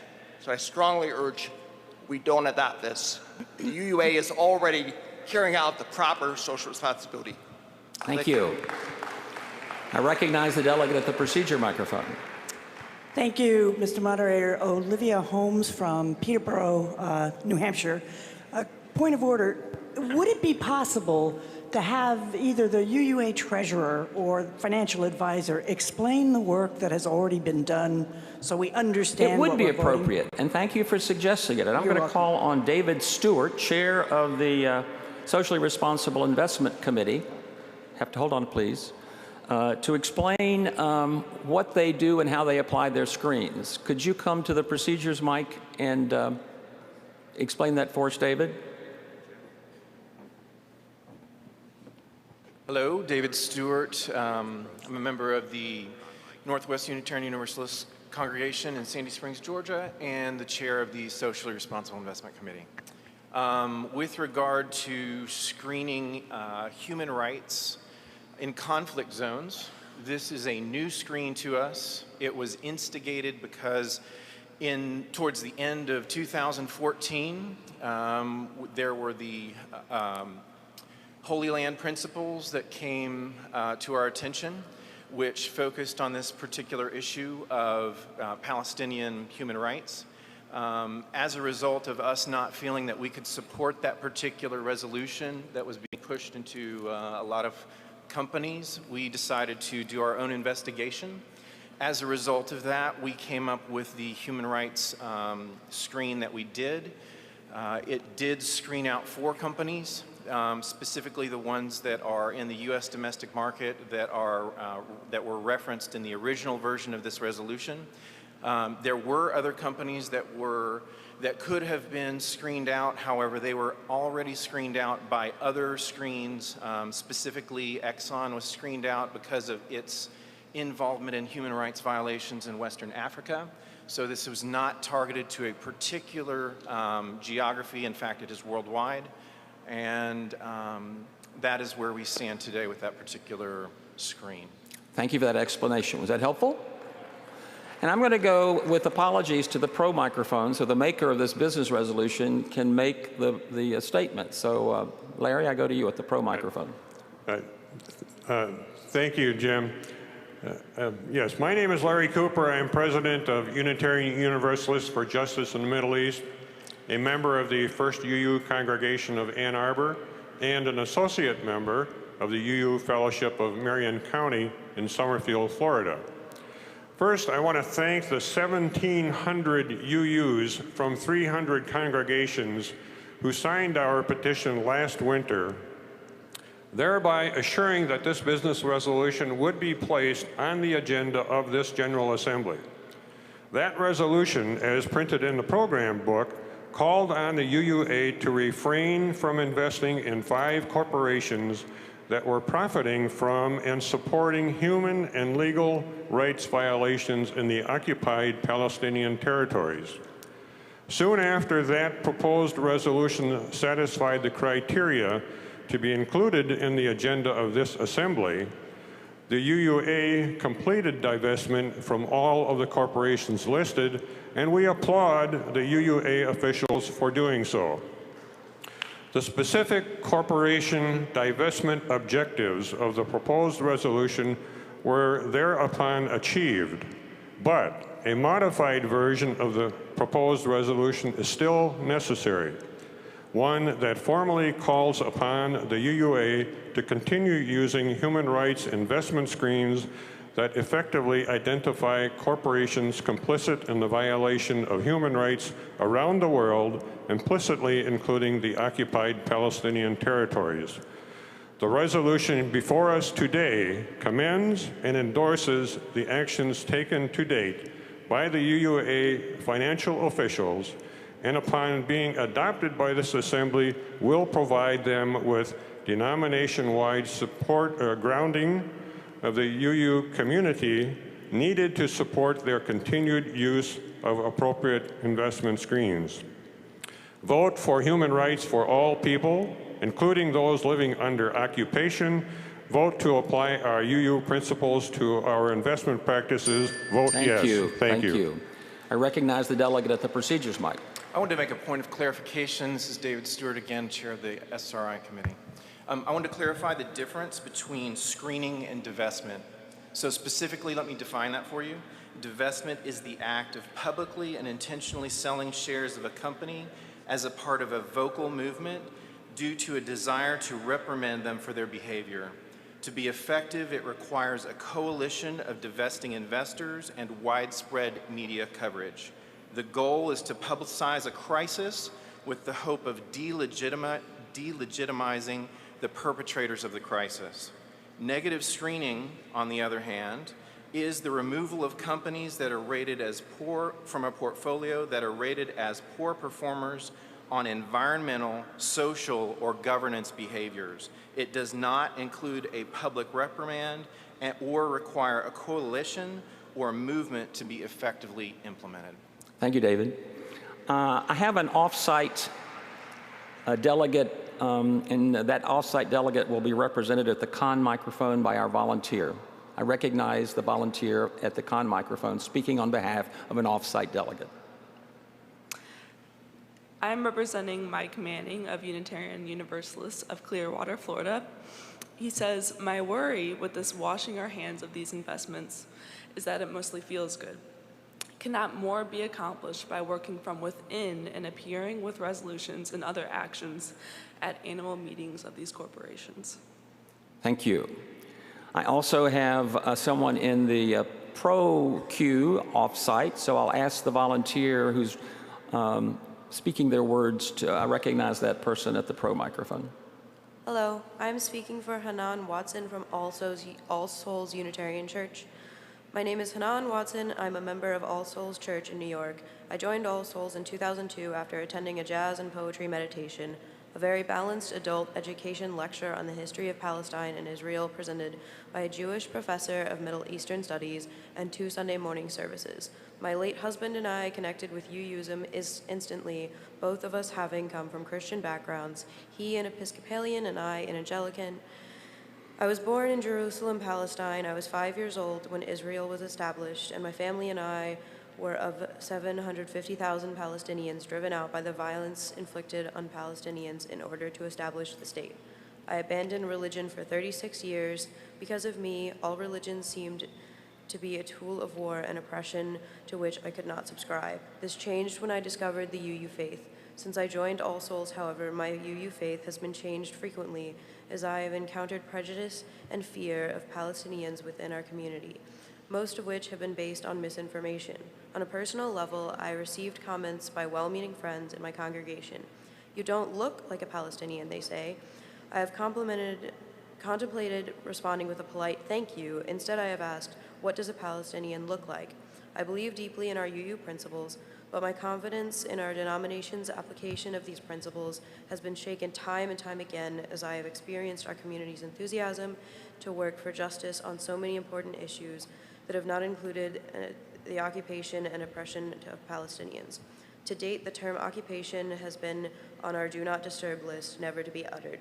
This business resolution, which recognizes the military occupation with its associated human rights violations, restores my faith in our community's sense of justice for all and affirms that we have the courage to acknowledge the facts of the brutal occupation of the Palestinian land and lives. Thank you. Thank you. I recognize the delegate at the con microphone. Thank you, Mr. Moderator. My name is Rachel Rott. I'm a member of Palomar Unitarian Universalist Fellowship in Vista, California. My congregation supports a program called Hands of Peace that brings together Palestinian, Israeli, and American youth for 3 weeks of intense dialogue and relationship building in San Diego and Chicago. 3 summers ago, my family hosted 2 young Palestinian women, Lean and Hadil. They are the daughters of my heart. I worry every day for their safety. I also have dear friends who are Reformed Jews here in the U.S. who share my desire for a 2-state solution and who are equally disgusted with the Netanyahu administration. In our congregations and in this association, we hold people of many beliefs and backgrounds in the pluralism of our faith in a covenant of acceptance and love. I worry that we are breaking covenant with the Jewish members of our congregations and with our American Jewish siblings, many of whom share our deep sorrow over the human rights concerns regarding Israel's oppression of the Palestinian people. Why do we have the capacity to tell Westboro Baptist that we love them, but we do not have the capacity to hear people whose stories shed light on real concerns about the negative repercussions of the BDS or boycott, divest, sanction movement that this proposal would align us with? Why do we have the capacity to welcome a Pentecostal minister into this body with open and loving arms, but in yesterday's mini-assembly, an attempt was made to bring in language that recognizes the right of Israel to exist, and it was roundly dismissed? Whether overt or not, this could be perceived as anti-Semitism. Whether intended or not, this effort does add to the growing hostility toward Jewish students on college campuses in this country. If anyone should be able to hold the duality of a free and safe Palestine and a free and safe Israel, it should be us, the Unitarian Universalists. This proposal is well intended. Believe me, I want to speak up on this. Thank you very much. I recognize the delegate at the pro microphone. Hi, my name is Emma Stout, and I'm a delegate from Pilgrim House UU Fellowship in Arden Hills, Minnesota. I am so excited and inspired by the opportunity before us today to make a powerful statement of our faith even when the process risks discomforting us. The dialogue so far has been emotional, and at this General Assembly, perhaps the most concerning aspect of the conversation around divestment has been the lack of Palestinian voices on the stage. It has been a missed opportunity to hear from Palestinians, and so I want to take this opportunity to quote my friend Nadia. Nadia says, "With the majority of my extended family residing in the Gaza Strip, when do I get to share our story with the Assembly? When do I get to tell you about my family's suffering as a result of the illegal occupation and blockade of our home? Is my voice less important than the Jewish voices invited on the stage? Is my story or my family's story less valued than theirs? Nearly 2 million Gazans have lived under an illegal blockade for 10 years. What does that look like? The Palestinian people cannot feed their families. Over 90% of the water is undrinkable, 80% of the people are dependent on foreign aid, and 92% of the children in Gaza have exhibited signs of PTSD. HP, one of the companies that the UUA divested from in April, sells the Israeli military technology used to enforce this brutal blockade. We, Palestinian civil society, have called for the international community to divest from corporations complicit in the Israeli occupation. This is a non-violent action that all people of conscience can take to send the message that the Israeli occupation is anything but normal, anything but moral." End quote. I firmly believe, as a UU, that passing this resolution will send a strong message that UUs are opposed to human rights violations against Palestinians. I'm voting with my conscience today to stand on the side of love. Will you? Thank you. Thank you. And I'm going to go to the con microphone, and then I'm going to go to the amendment mic. Enough time has passed where we can consider amendments. I'm going to ask I'm going to channel the panel discussion of yesterday and ask that we refrain from supporting pros and cons statements. I think this could be a more discerning body if we just listened, processed, and then we'll ultimately vote. I recognize the delegate at the con microphone. Thank you, Mr. Moderator. I'm Reverend Howard Dana, and I serve First Parish in Concord, Massachusetts. I'm speaking against this resolution not because I don't believe in human rights for all, but because this unnecessary statement will do great damage to our work with American Jews who want the same improvements in Israel that we want. I'm a Unitarian Universalist minister in part because I know Unitarian Universalism can be a bridge builder between religions. We are at our best when we seek to span religious differences to find common humanity. This resolution will not build a bridge, it will build a wall. Whether we recognize it or not, this unnecessary statement will signal to our American Jewish neighbors that they have lost a religious friend. They will see the wall, even if we can't. I urge you to vote no on this resolution. Its passage is dangerous. Rather than promoting the human rights we all seek, it will make it much harder to work with our natural religious allies. Please vote no. Thank you. Thank you. And thank you for responding. I appreciate that. We can now go to the amendment microphone. We have someone at the procedures microphone.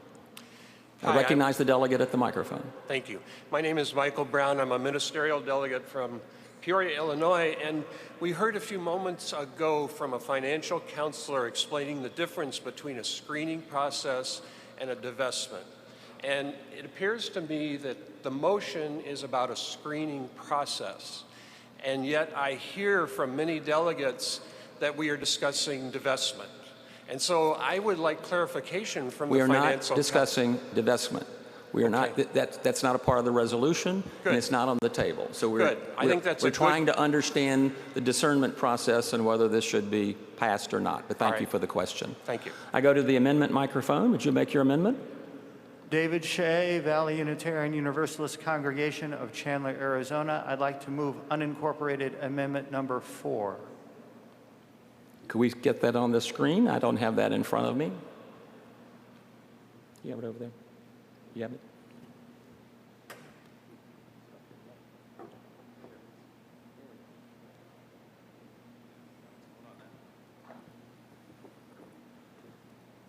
So the amendment that is being moved essentially, or put forward, is adding the while recognizing the legitimacy of the State of Israel, the efforts of Israel to negotiate for peace with the Palestinian leadership and the importance of government to defend its citizens, and then it goes on.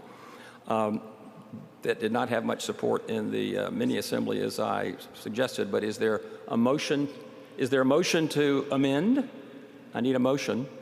Is there a motion to move this amendment? Yes. Is there a second?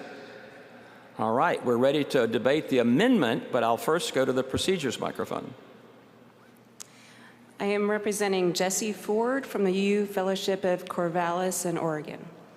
He says, we seem to be considering the main motion. Is there going to be discussion about the unincorporated amendments? We need to do so before voting on the main motion. Of course, he's right, and we're doing that right as we speak. So his request came in before we did all of that, but thank you. I'm going to go to the pro side on this amendment that we're considering, and so you have your statement. I recognize the delegate at the pro mic. David Shea, once again. I have heard first and second-hand accounts of the brutality of the occupation. I've been very moved by that. And I've also heard from the con microphone, and what I've been hearing, it may not be what they're saying, but what I'm hearing is that there's a lack of balance. We're not looking at both sides, and I think our first principle should compel us to look at both sides. Israel's right to exist, the many efforts Israel has made for peace. If we included that in the amendment, I think that would make it stronger in two ways. It would give us more support in this body, so we would vote by a larger majority or a majority, and I think it would have more effect in the world at large. So I think this amendment would make this resolution more powerful and help it attain its purpose more effectively. Thank you. I recognize the delegate at the con mic to speak against this amendment. Thank you. My name is Ann Garcia, and I'm a member of the First Unitarian Universalist Congregation of Ann Arbor and an active member of Jewish Voice for Peace, the fastest growing Jewish organization in America. I'm here to suggest that as a Jewish woman, I have been fully accepted by Unitarian Universalists consistently. I see no risk in that area. I am not up here as a UU with Jewish heritage to give you permission to vote for this resolution, because you do not need my permission or anyone else's to do the right thing. I urge you to honor our UU tradition of acting out of love and compassion rather than fear. Do not be held hostage by this accusation of anti-Semitism. Criticism of the occupation of Palestine is not equal to questioning the existence of Israel. Criticism of the Israeli government is not equal to criticism of the people living in Israel. Criticism of Zionism is not equal to criticism of Judaism. Keep in mind there are many Zionists who are not Jewish and many Jews who are not Zionists. Admittedly, I know full well Jews have been victims in countless situations. But the Jewish people are not the victims in our discussion today. The human rights being trampled on in this situation are those of the Palestinians, the ones in refugee camps, the one in the open-air prison known as Gaza, and the ones in the West Bank standing in a turnstile at a checkpoint for hours on end. There is nothing Jewish about military occupation, and there is nothing anti-Jewish about the UU's choice to stop profiting from it. Jewish values, old and new, echo those of us UUs. Isn't the UU's sixth principle for justice, equity, and compassion in human relations the same as when Rabbi Hillel stated in 110 BC, that which is hateful to you, do not do to your fellow? That is the whole Torah. Isn't the sixth UU principle also mirrored in the findings from a recent survey which revealed that 84%... Thank you. Thank you. I recognize the delegate at the procedures mic. Mr. Moderator, thank you. My name is Morgan Johnstone from Arlington Street Church in Boston. As a new first-time delegate, I may be out of turn here, but I have a point of information, I believe. The agenda says that we are speaking about a business a movement for divestment. You recently said that we were not speaking about divestment, and I am a little bit confused. That is true. The original business resolution was on divestment. It was amended to take out divestment. So today we're not talking about divestment, whether to or not to. We're talking about the merits of, right now we're talking about the merits of the amendment to the main motion. Thank you. Thank you. I go to the delegate at the pro microphone. Hi, my name is Vanstrom Dracul. I am delegate for the Unitarian Fellowship of DeKalb, Unitarian Universalist Fellowship of DeKalb, Illinois. I am in favor of the amendment because in an environment where things are usually misunderstood or misinterpreted, it is important to be very clear that at the same time we support the Palestinians and we are in favor of respecting their human rights, we are also in support of Israel to exist. We support both. We just don't support the violence and the discrimination. Thank you. Thank you. I recognize the delegate at the con microphone to speak against this amendment. Sally Gellert, Central Unitarian Church, Paramus, New Jersey. I speak against this amendment on two grounds. First, I think putting that long and complex a clause into an already long, complex clause just makes it unreadable. Secondly, I don't think it's needed. This is basically a statement that supports screening against human rights violations, particularly but not exclusively in the occupied Palestinian region. And I think it's a superfluous statement in support of the State of Israel that I don't think it really belongs. Thank you. Thank you. I recognize the delegate at the pro microphone. I'm Hillary Krivchenia, minister of Countryside Church, Unitarian Universalist in Palatine, Illinois. And it's very difficult to go back and forth between these microphones to debate something so close to my heart. When I visited the occupied territories in 2006, I was shocked by what I saw and the degree of brutality of the occupation. And I strongly support a statement from the Unitarian Universalist Association calling Israel to take more seriously the kinds of negotiations that could bring an end to such a conflict and also bring some peace and a two-state solution. However, I think it's essential to add this kind of wording because also while I was there, I saw that the world would judge Israel differently than it would judge other countries because the level of anti-Jewish feeling globally is still incredibly powerful.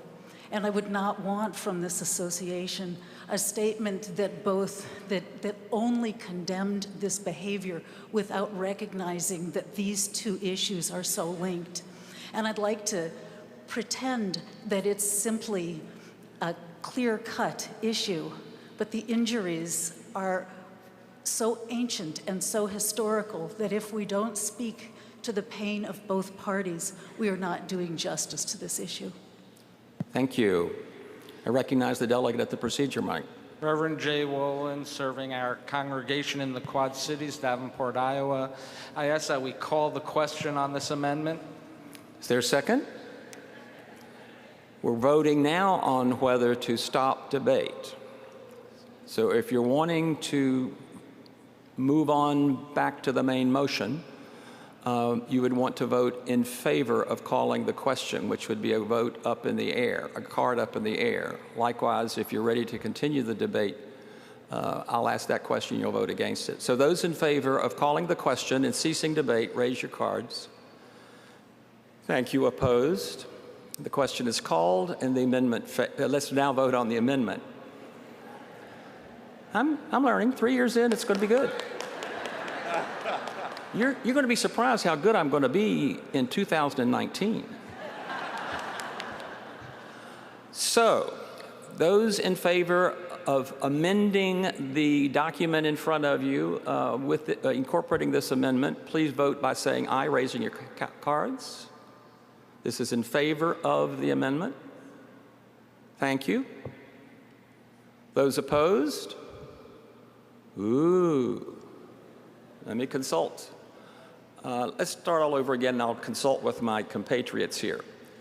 Those in favor of incorporating this amendment, please raise your cards and hold them high. You're going to have to hold that elbow up while we do this with my panel of experts.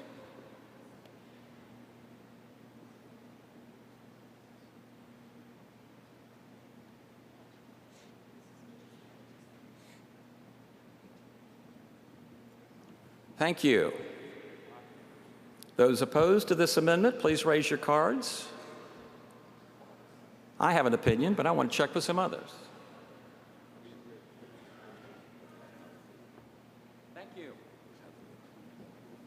Thank you. You can rest your arm. The amendment passes. Thank you. So now we're returning to there's another amendment. Yes, I recognize the delegate at the amendment microphone. I'm Reverend Marlon Avenard, the senior minister in our All Souls Church in Tulsa, Oklahoma, and I'd like to propose that we vote on amendment number 1. And I'd like to speak. Could we get that screened up? Could you read it for us, Marlon? Or you can do it there if you like.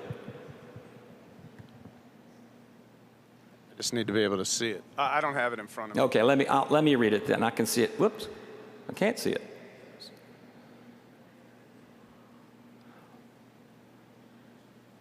Is the amendment to strike including?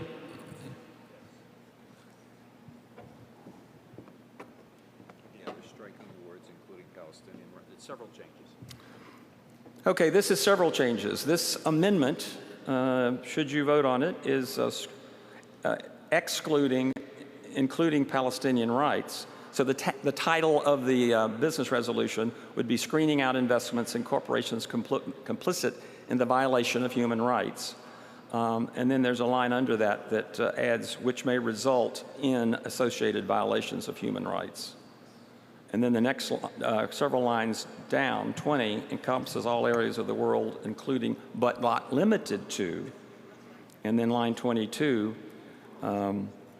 following leaders and supporters of an international movement to end the violations of human rights by refraining.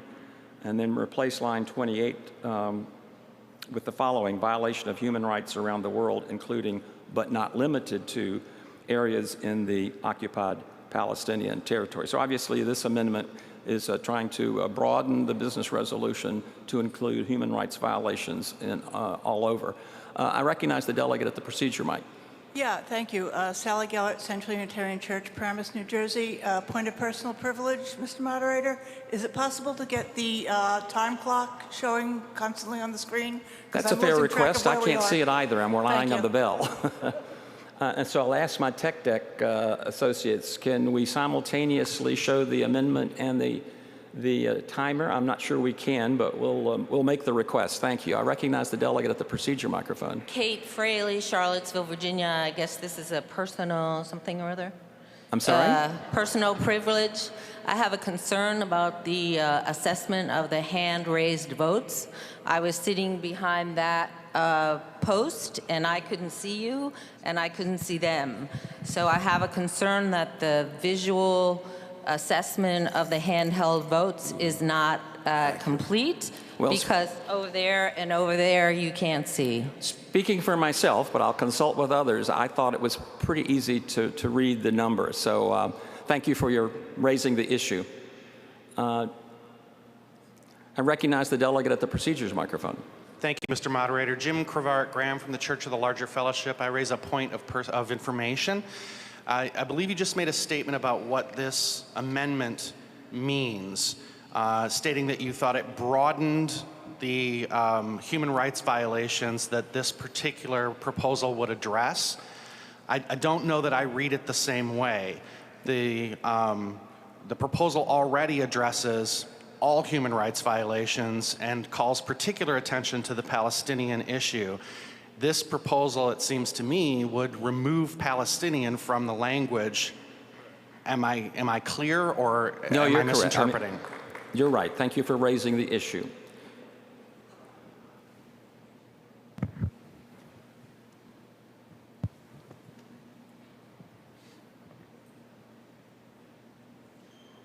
Are we ready?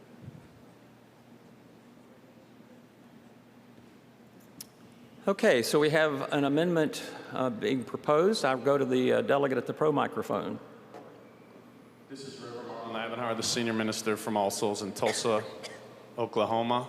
And I would like to say that as someone who's deeply committed to justice, as someone whose ministry is deeply committed to justice, also to interfaith understanding, I want to make sure this body knows that many of our ministers have been contacted by local rabbis in our community that have expressed similar views to the rabbi who expressed to this entire body at the opening ceremonies that it would mean something very powerful to the Jewish community if we pass this resolution.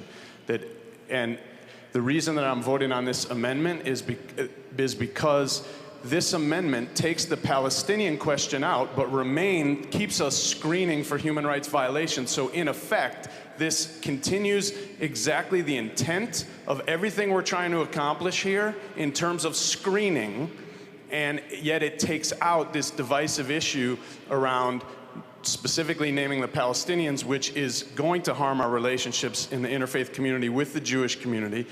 People keep pointing to the fact that the Presbyterians and the Methodists have passed a similar resolution.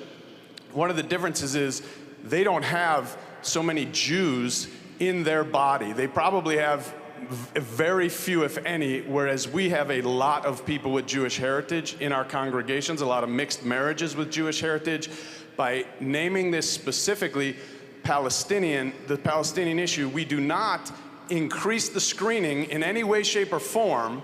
All we do is upset and damage our interfaith relationships and create a lot of damage in terms of our support. And in a General Assembly that's based on the idea of religious pluralism in the heartland, that we are going to draw faiths together for us to single out the Palestinian issue when it's not necessary, both for the screening and for the fact that the UUA's already made a commitment to this, I would like us to vote pro on this amendment.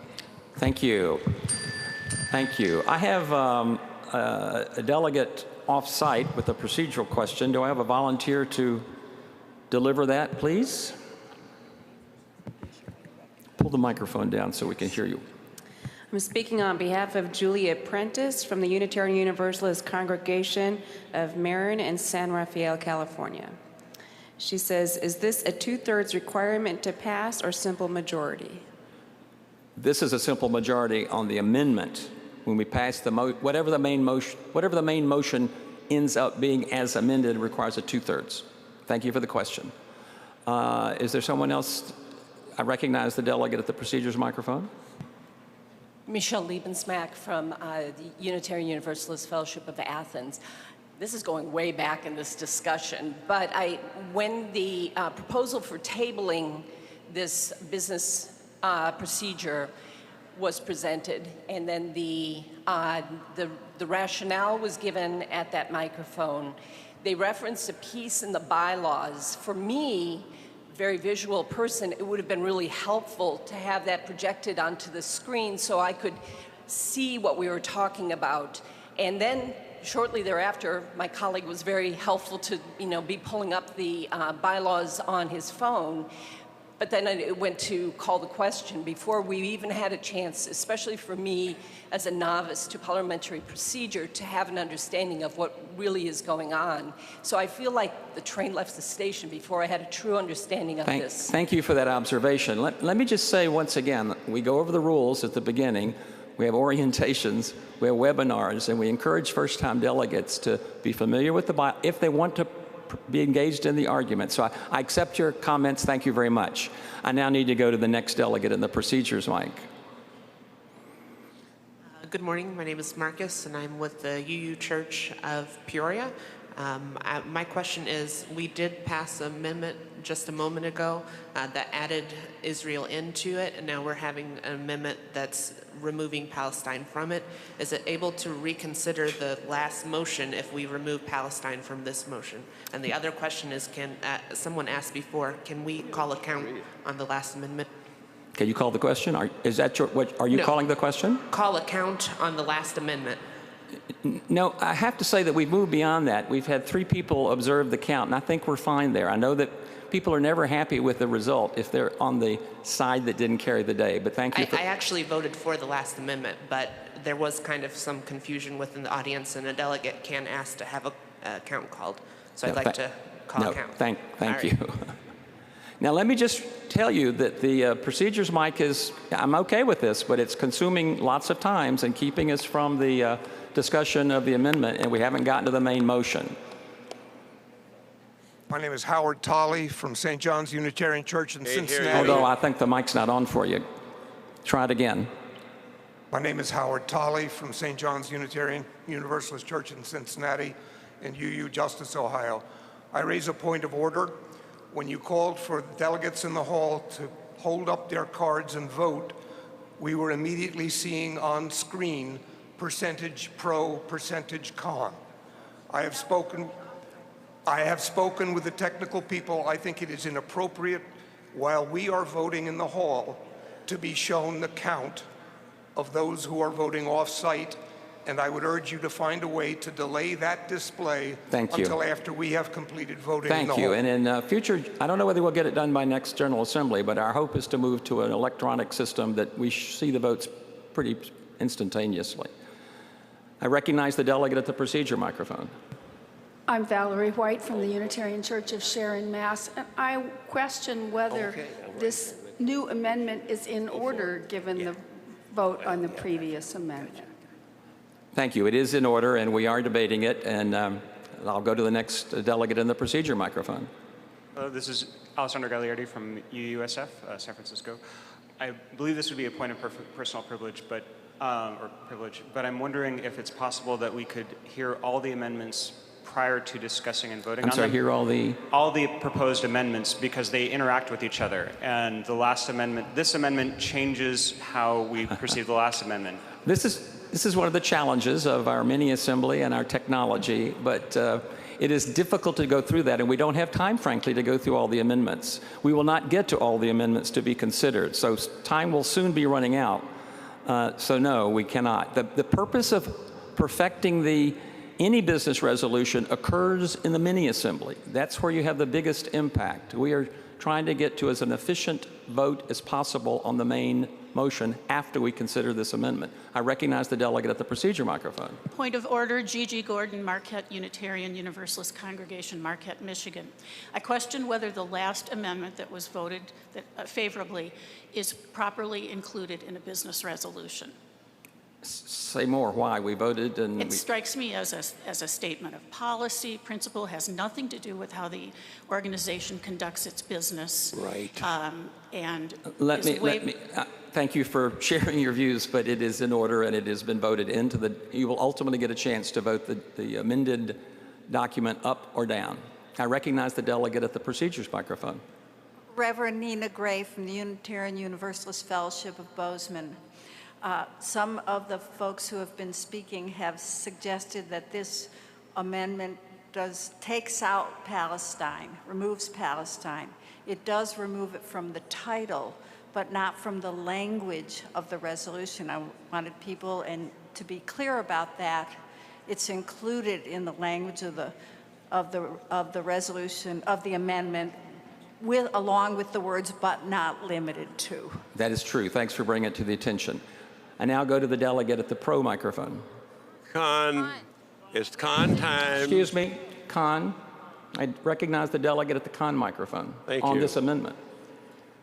My name is Reverend Dr. Finley C. Campbell, a delegate from the First Unitarian Society of Chicago, and also an international Zionist and a former Christian Zionist.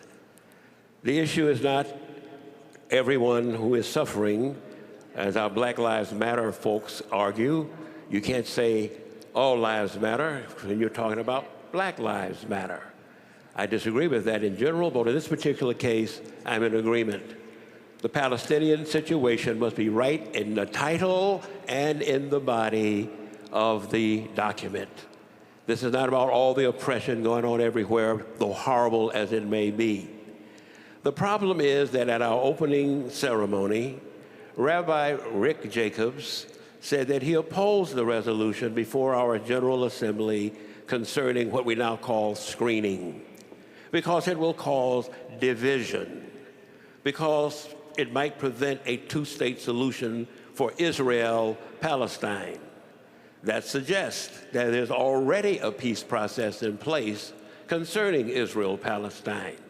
That is why we must focus very sharply on the issue of the Palestinian brothers and sisters and their particular suffering. If there is going to be peace and understanding, there cannot be that by sweeping under the rug the nature of the particular oppression that is going on in the Palestine-Israel society. Therefore, we must recognize finally that apartheid didn't hit everybody. Apartheid was very specific to a specific people in a specific country.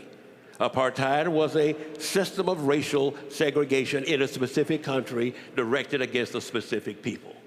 To talk about all the suffering everywhere as if it's somehow equal is a sort of a disservice to the discernment process of making a difference between what is all suffering and the particular suffering that's in our faces. Thank you.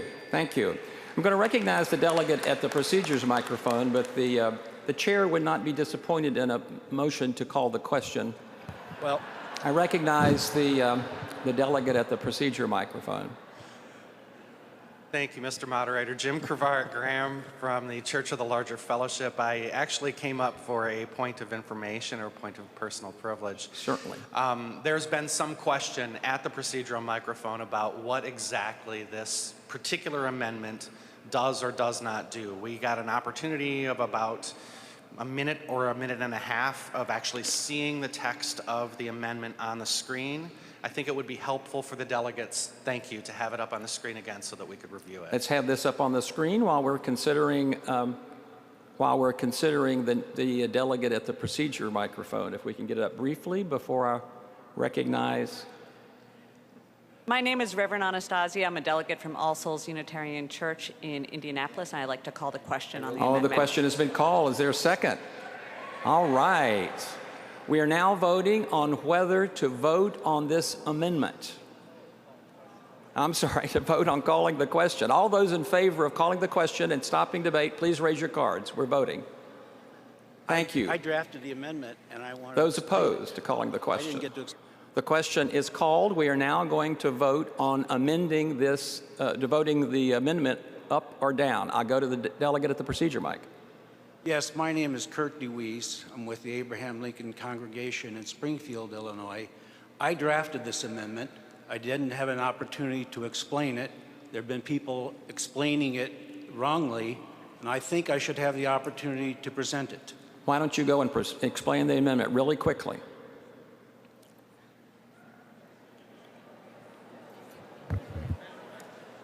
I would urge the delegate body to not be so murmuring.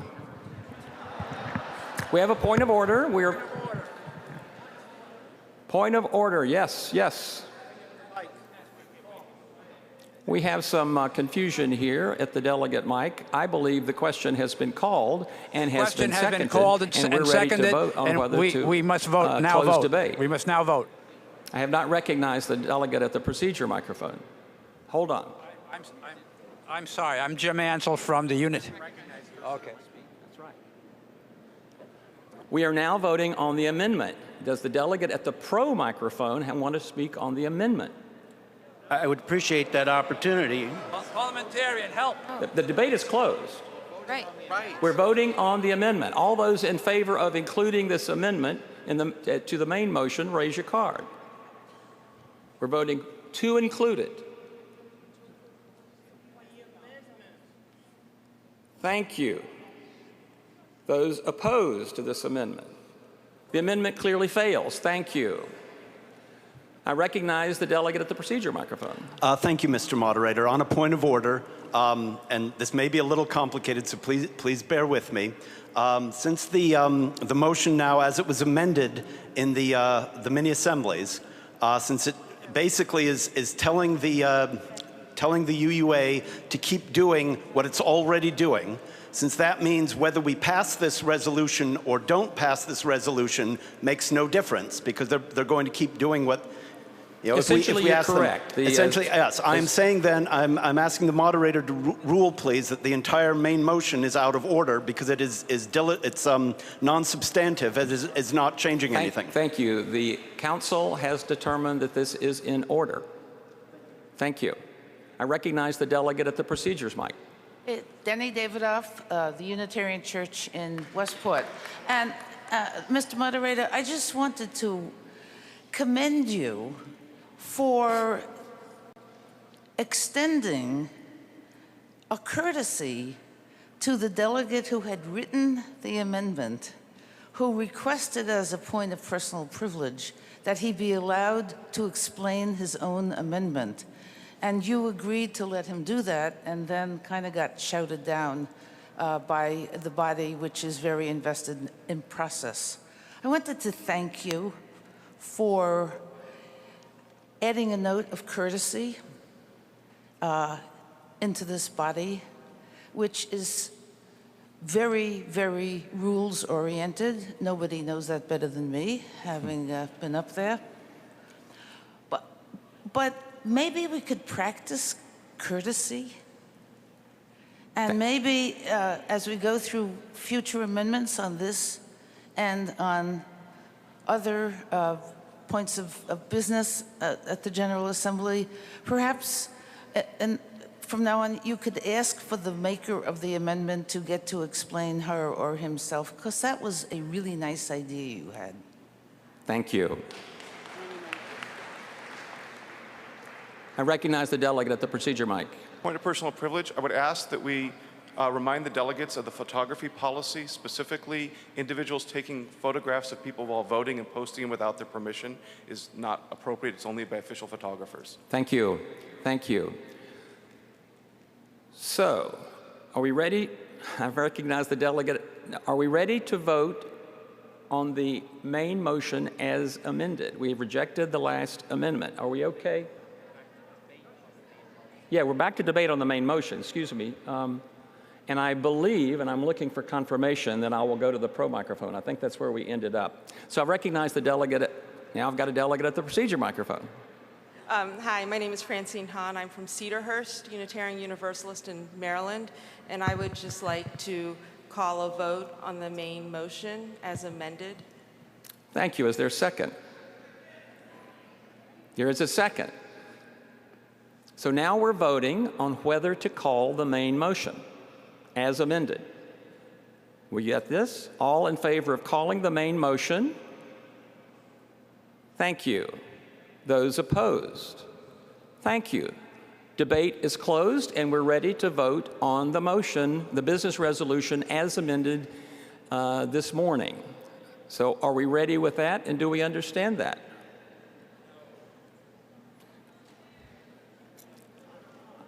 I recognize the delegate at the procedure microphone.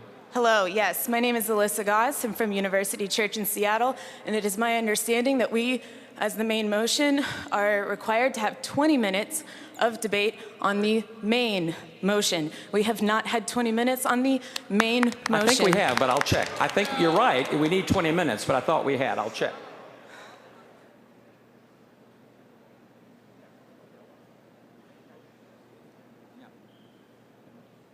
Yeah, we've had more than 20 minutes with the amendment, so we're in good shape. We're ready to vote. Amendments, it's the main motion. We had a main motion debate before we got to the amendment, But so that we're wasn't good. a full 20 minutes. Thank you. I appreciate you bringing that question to the floor. I recognize the delegate at the procedures mic. Jim Ansel, Unitarian Congregation in Shelter Rock. I'd like to, raise a point of order, and this I'd like to the parliamentarian to be the one making the ruling on this. Here we have a motion, and I find it completely wrong that we should go from an amendment to voting on a motion without discussion. I feel that's totally inappropriate. And silenced.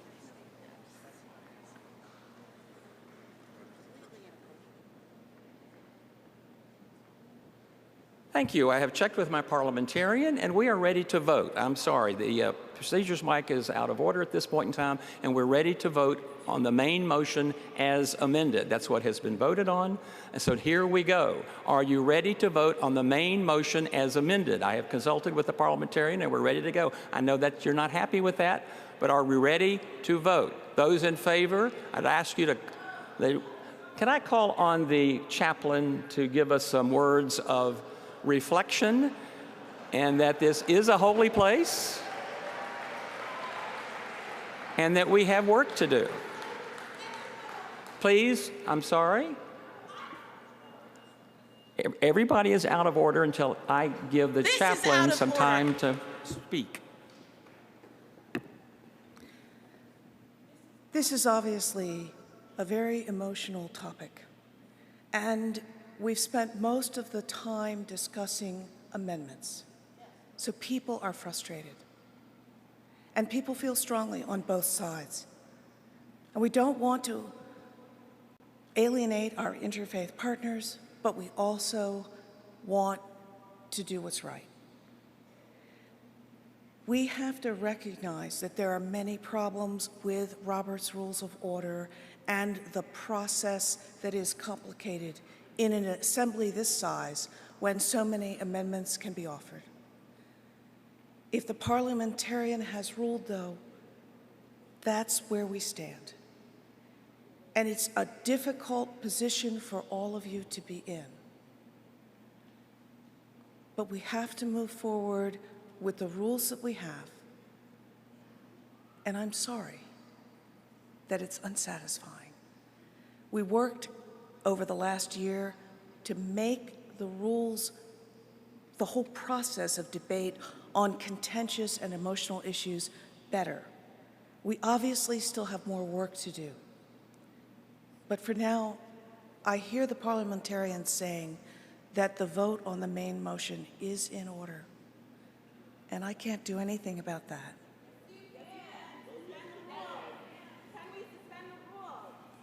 That's a question for the parliamentarians. Can they suspend the rules?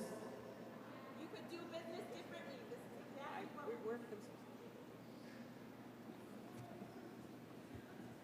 We have some consensus from the parliamentarian. So we have not exceeded our time limit, so we do have a few more minutes to debate the main motion as amended. Thank you. I now recognize the delegate at the procedures microphone. In Vermont. It's a point of personal privilege. Whenever we get to it, could you have somebody read the motion as we're going? Because I was sitting back there not knowing exactly, with the back and forth, exactly where we are, and I would just appreciate that when we get there. Well, okay. Thank you. I now go to the pro microphone for people who want to speak in favor of the main motion. Thank you. Amanda Weatherspoon, ministerial candidate, delegate with the Church of Oakland in Oakland, California. Our final UU principle states that there is an interdependent web of existence that we are all a part of. Collective liberation means that none of us can reach true liberation until all of us do. The social challenges that we face, that we had as UUs, immigrations, reproductive justice, black and brown racism, mass incarceration, these cannot and must not be separate from the apartheid in Palestine. And on behalf, many of the members of the Black Lives UU Collective, we not only support not investing in these corporations, but we denounce fully and completely the occupation and degradation of the Palestinian people, understanding that it is impossible to reach black and brown liberation here if our brown brothers and sisters and siblings in Palestine are not reaching liberation there. They've been robbed of their personhood, and we can no longer sit in silence as people of faith while they remain that their rights are being violated. I ask where we will stand in history. I ask where we will stand as people of faith and where we stand as human beings, and I urge everybody to do the same. Thank you very much.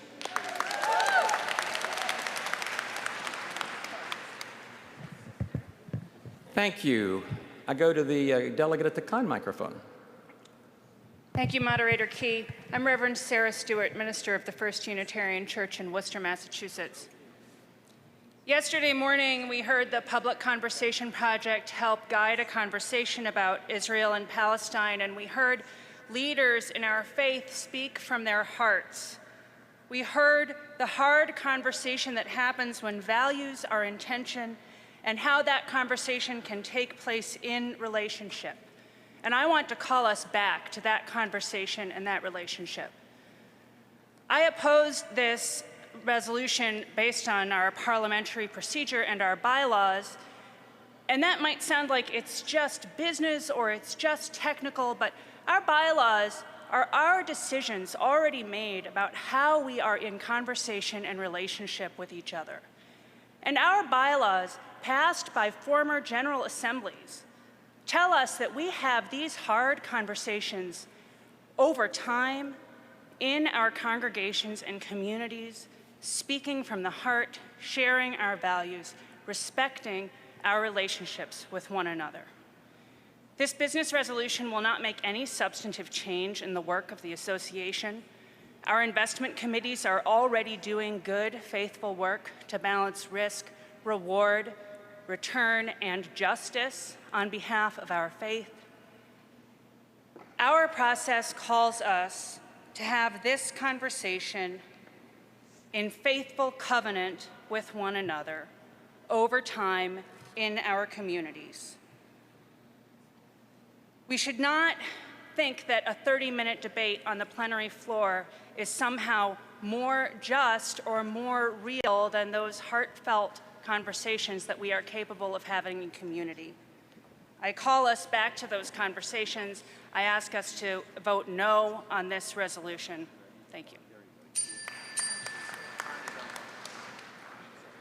Thank you. The time is up on our original debate period, and I'll go to the delegate at the procedures mic, and then I can entertain a motion to call the question if the body is so moved. I recognize the delegate at the procedure mic. Good morning. I'm Martin Kaplan from the Bucksmont. I'm Martin Kaplan from the Bucksmont Unitarian Universalist Fellowship in Warrington, Pennsylvania, and I move to call the motion. Thank you. Is there a second? So we're now voting on whether to call the question and cease debate. Those in favor of calling the question, raise your cards.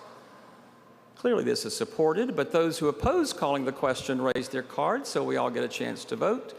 The question has been called. We are out of 30 minutes of time, and so we are ready to vote on the main motion as amended. So we're going to try to get that posted, and give me just a second. I recognize the delegate at the procedures mic. Jim Ansel from Unitarian Congregation in Shelter Rock Forum in Manhasset, Long Island. We've had a lot of confusion here between time being eaten up by the procedures mic, somewhat inappropriate, and we've used up a lot of time here on amendments. I think we need a little more time for discussion, and I want to make a motion. Somebody would have to move to extend debate. I'm going to move to extend debate. Is there a second? There is a second. It's out of order. It is out of order, I am so advised. Thank you. Before we vote, I'm going to call our chaplain back and remind us that we are in a religious body, and then we will try to get the full piece of paper in front of you, and I'll read the amendment before we vote. Jennifer, Reverend Brooks. It doesn't always feel like holy work, does it? And yet that's what we aspire for this work that you are doing right now to be, holy work. I'd like you all to take a moment and turn to someone next to you and take their hands. This may be someone who agrees with you, it may be someone who disagrees with you. Find someone ahead of you or behind you or next to you and take their hands.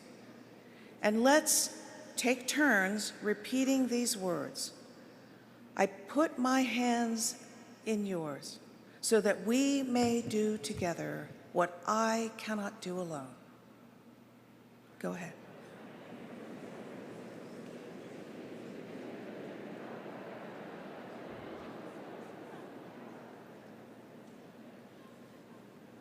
We are here to do together what as individuals we cannot accomplish alone.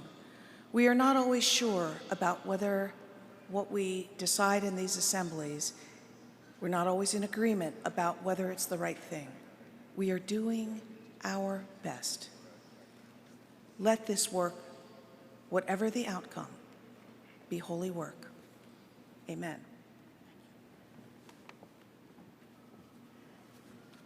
Thank you. I recognize the delegate at the procedure mic. Kirk, do we? I'm sorry, this is out of order. We are ready to vote. Am I right, correct, parliamentarian? I'm going to ask for a hard count. We will have to wait until we vote before you ask for that. Okay. And you'll have to have 99 other delegates to agree with you. And that will take a while.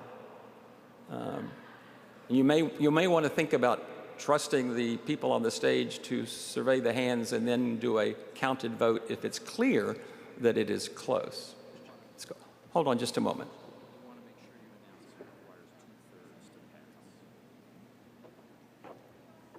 So what we're about to do is have you vote on this amendment.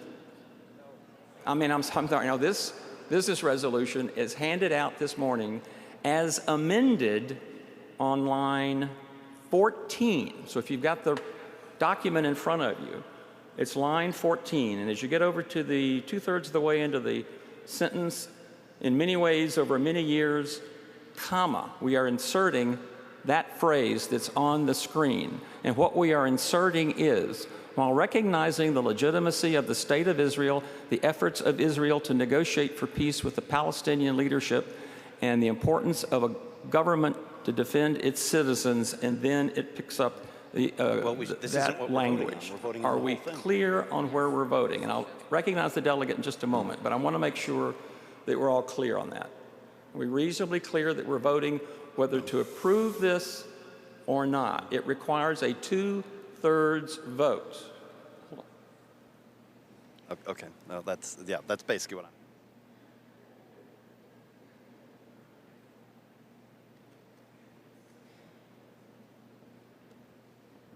I recognize the delegate at the procedures mic. Point of personal sorry. Let's wait for the mic. Say it again. Yes, please. On a point of personal privilege, what was just shown on the screen is only part of what we are voting on. If somehow could be communicated to everybody the whole of the motion that we're voting on. Somebody has suggested to me, if you could please hold up the blue, blue sheet. I've got the wrong. Understand, we are voting on the blue sheet plus the amendment. So we've already voted on that amendment, so we're voting on everything, the blue sheet plus the amendment. As amended. Thank you for the clarification. It's blue, not yellow. And I'm not colorblind. Are we ready to vote? We still have people at the procedures mic, but I'm beginning to believe that they're out of order. So, let's vote. I know this is hard, and I will ask you to refrain from celebrating no matter how the outcome is. Thank you, Reverend Brooks, for, I think, putting us in the right mode and grounded. So all of those in favor of approving this business resolution as amended on the screen on line 14, please raise your cards and hold them for a while. This is going to take a while, folks. We're voting in favor.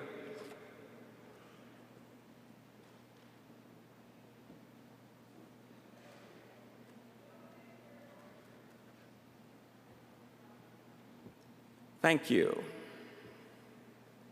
Those opposed, hold them up just a moment.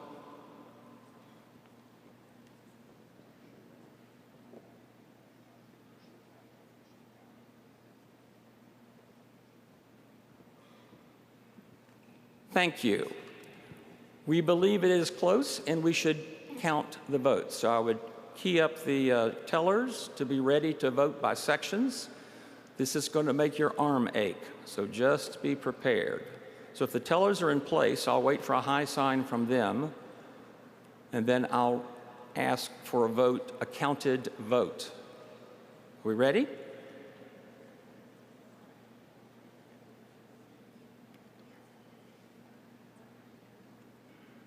This will be better next year with electronics that show the votes.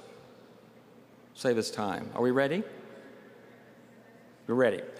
Okay, so the delegates who wish to vote in the affirmative for this proposed business resolution as amended that we've approved, please raise your cards, and you're going to have to hold them for a while until the teller in your section lets you lower your arm. You know, we did this yesterday. You're just going to have to, you can switch hands, I suppose. That might be a little confusing to the tellers.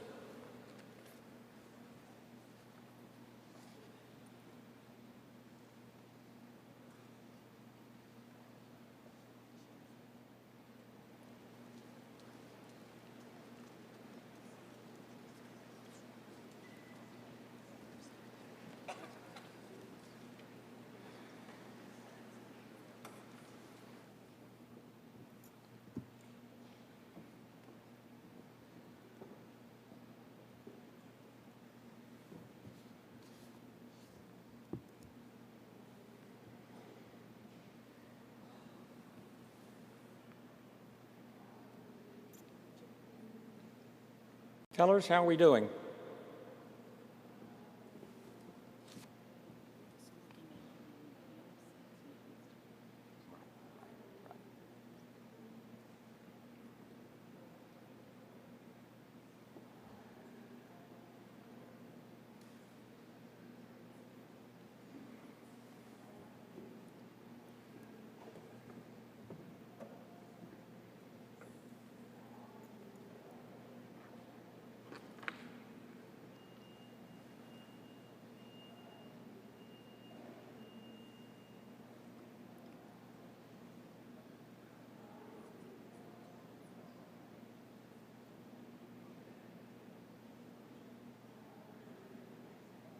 Ready?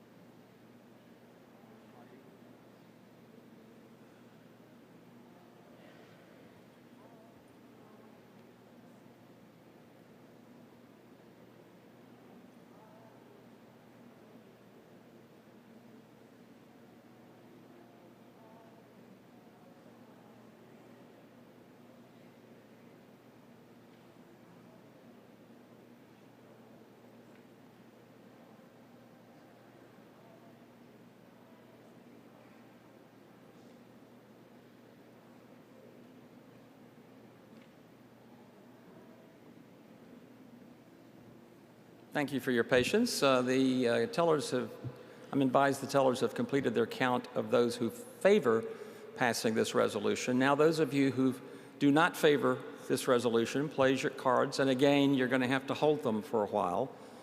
It will take 33.4% of you to deny passage of this.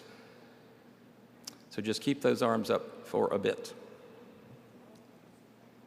I'm going to ask our musicians to give us a little interim music here, make it go a little more interestingly for us. Our ever-ready music director. All right, we've got Sarah Dan Jones. We're going to do a little breathing. We've been thinking about breathing all week. First of all, I just want you to breathe with me quick. And then we're all going to drone. We're going to breathe together. Breathe in, breathe out, breathe in, breathe out, breathe in, breathe out, breathe in, breathe out. When I breathe in, I breathe in peace. When I breathe out, I breathe out love. When I breathe in, I breathe in peace. When I breathe out, I breathe out love. When I breathe in, I breathe in peace. When I breathe out, I breathe out love. You sing to us. Breathe in, I breathe in peace. When I breathe out, I breathe out love. Good, listen to each other. When I breathe in,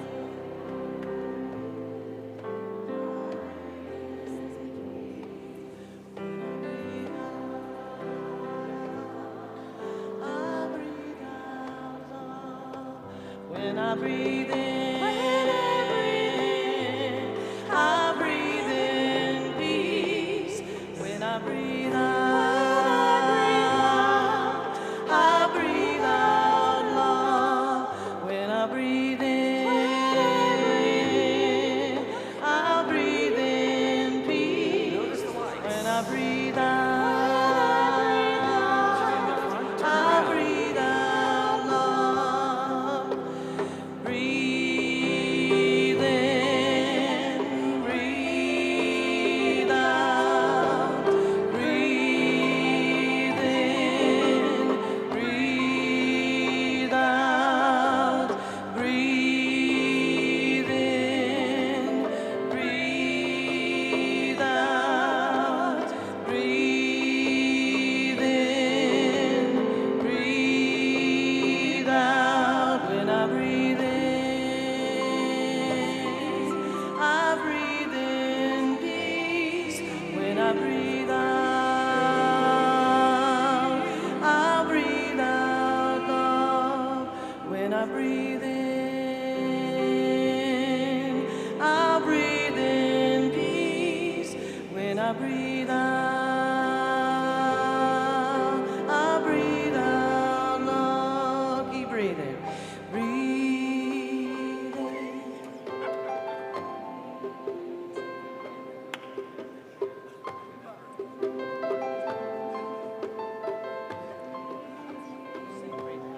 When I breathe, let those lights shine. Get ready.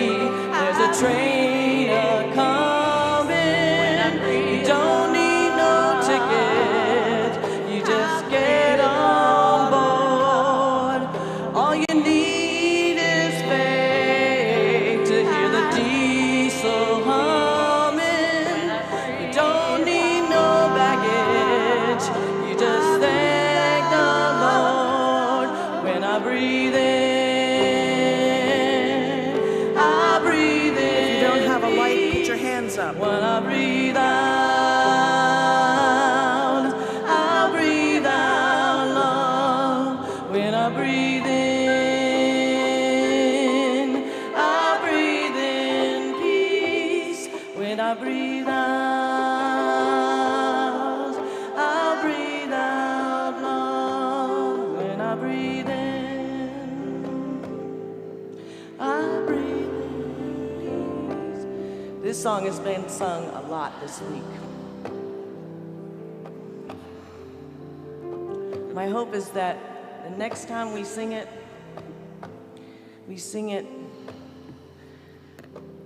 because we don't need to sing it. But don't stop breathing. Yeah. Repeat as needed. Thank you for that. And thank you to the delegates for your lights and and breathing.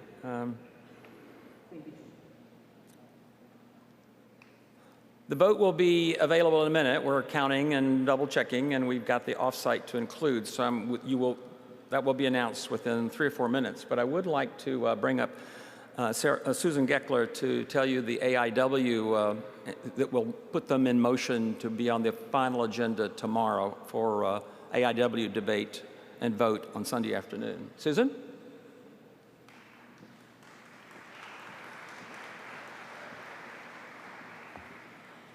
Thank you. I also want to say that before I make the announcement of which of the AIWs we will be placing on the final agenda, that all are important and worthy causes, and I encourage you, as you are called, to work on whatever it is that moves you, whether it is one of those selected or not. Based on the votes of the delegates, the Commission on Social Witness moves to admit the following 3 issues to the final agenda for a vote on Sunday. The first one is proposed AIWA, Build Solidarity with Muslims.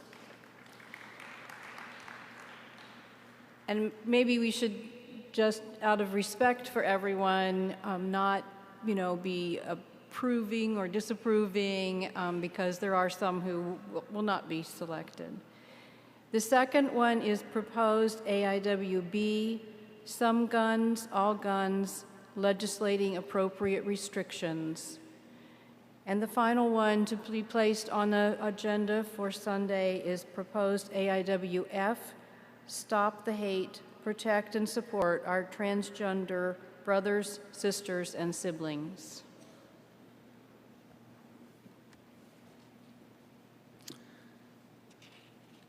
So, the motion to admit the 3 issues to the final agenda for a vote on Sunday has been made. Is there a second? There's a second. So this motion is not debatable or amendable. Aren't you relieved? I know I am. This motion is not debatable or amendable, so those in favor raise those green cards to admit them to the agenda. It's all we're agreeing to. I knew you'd want to do this. Thank you. Those who are opposed to putting these on the final agenda? Good. The motion carries. We'll talk about these tomorrow afternoon. I think I'm going to call on Susan Ritchie to report on our little change-up in what we were going to have you do for the last hour. Yes, so joyous news. We have yet another opportunity to participate in the collective spiritual discipline of flexibility. Our task force on recovering was to offer you in this time a report and an introduction to our work, and then we were going to ask you to go into breakout groups, and we have a fabulous cadre of trained facilitators that we're going to assist you in this. We're on to our Plan G. So our plan at this point is that we will show you the video report we've made of our work during the time that we had scheduled tomorrow to give you the report of the breakout groups that aren't happening. You're catching on really quickly, right? So if I could just give some instructions to our tellers. The tellers had pieces of paper to hand out now. If we could hold those until tomorrow. And if I can give the facilitators my heartfelt thanks for the work that they won't perform. I would like to do that.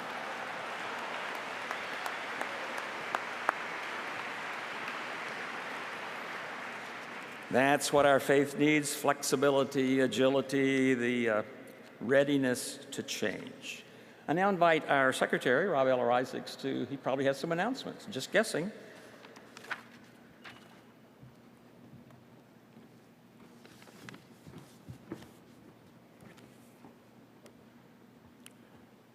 Friends, we set a completely unreasonable goal for an offering at General Assembly. The Saturday morning offering has never come close to raising the kind of money that we suggested it might.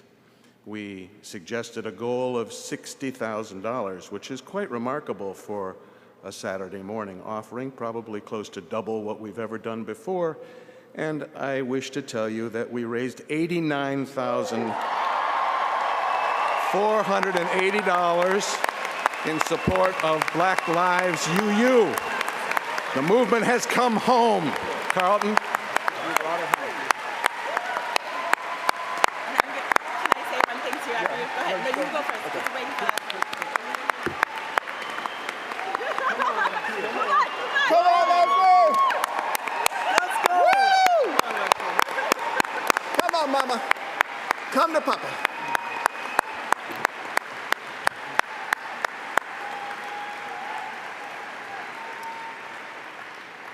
Woo!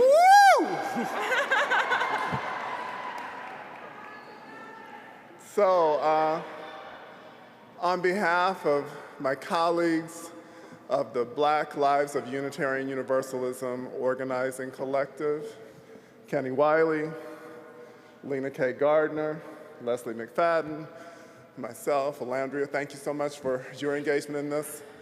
We say thank you from the bottom of our hearts. What you have shown is the commitment of our movement in the 21st century to being a faith of the 21st century, acknowledging that our lives matter and recognizing that all lives will matter when Black Lives Matter indeed. And Lena's going to share something too. I'll be really brief because I know y'all want to get out of here. I just want to say thank you for investing in Black leadership. Thank you for investing in Black lives. Let this be a beginning. Let this be a beginning of a journey together. Let us continue to build together. And we want to give a special thanks and gratitude to Unity Church Unitarian in St. Paul, Minnesota. We could not have done any of this without them. We also want to give a very special and deep gratitude to the Church of the Larger Fellowship. We also could not do any of this without their support and the UUA board. All of that has been integral, so thank you. Let us keep building together towards justice. And the administration, deep gratitude. Thank you. We love you.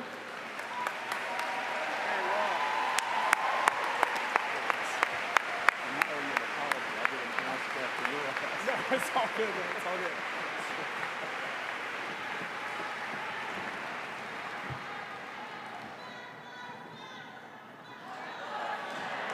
Black Lives Matter.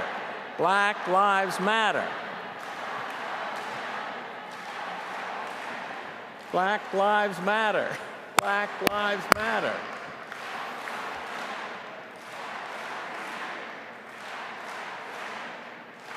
We're not sleeping through this revolution.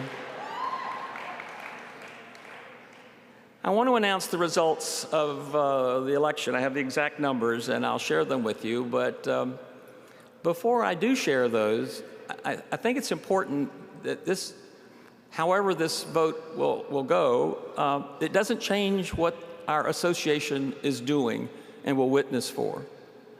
And I also want to suggest that you withhold celebrating. I think this has been challenging for people on both sides of this issue. I commend both the panel discussion yesterday and the relatively respectful discussion today. Passions were charged, I know.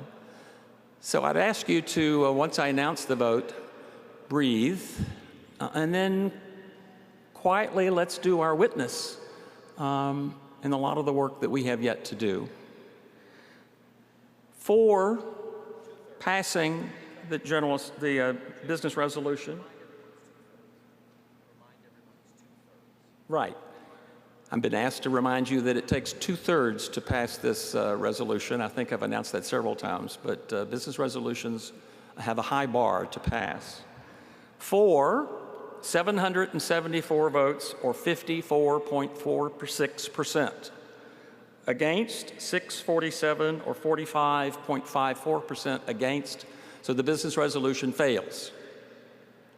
Thank you for your reaction to that in a polite way, and I urge you to breathe and enjoy the rest of the afternoon, and I will adjourn this general session until 8:15 tomorrow morning. Thank you. 8 o'clock tomorrow morning, excuse me.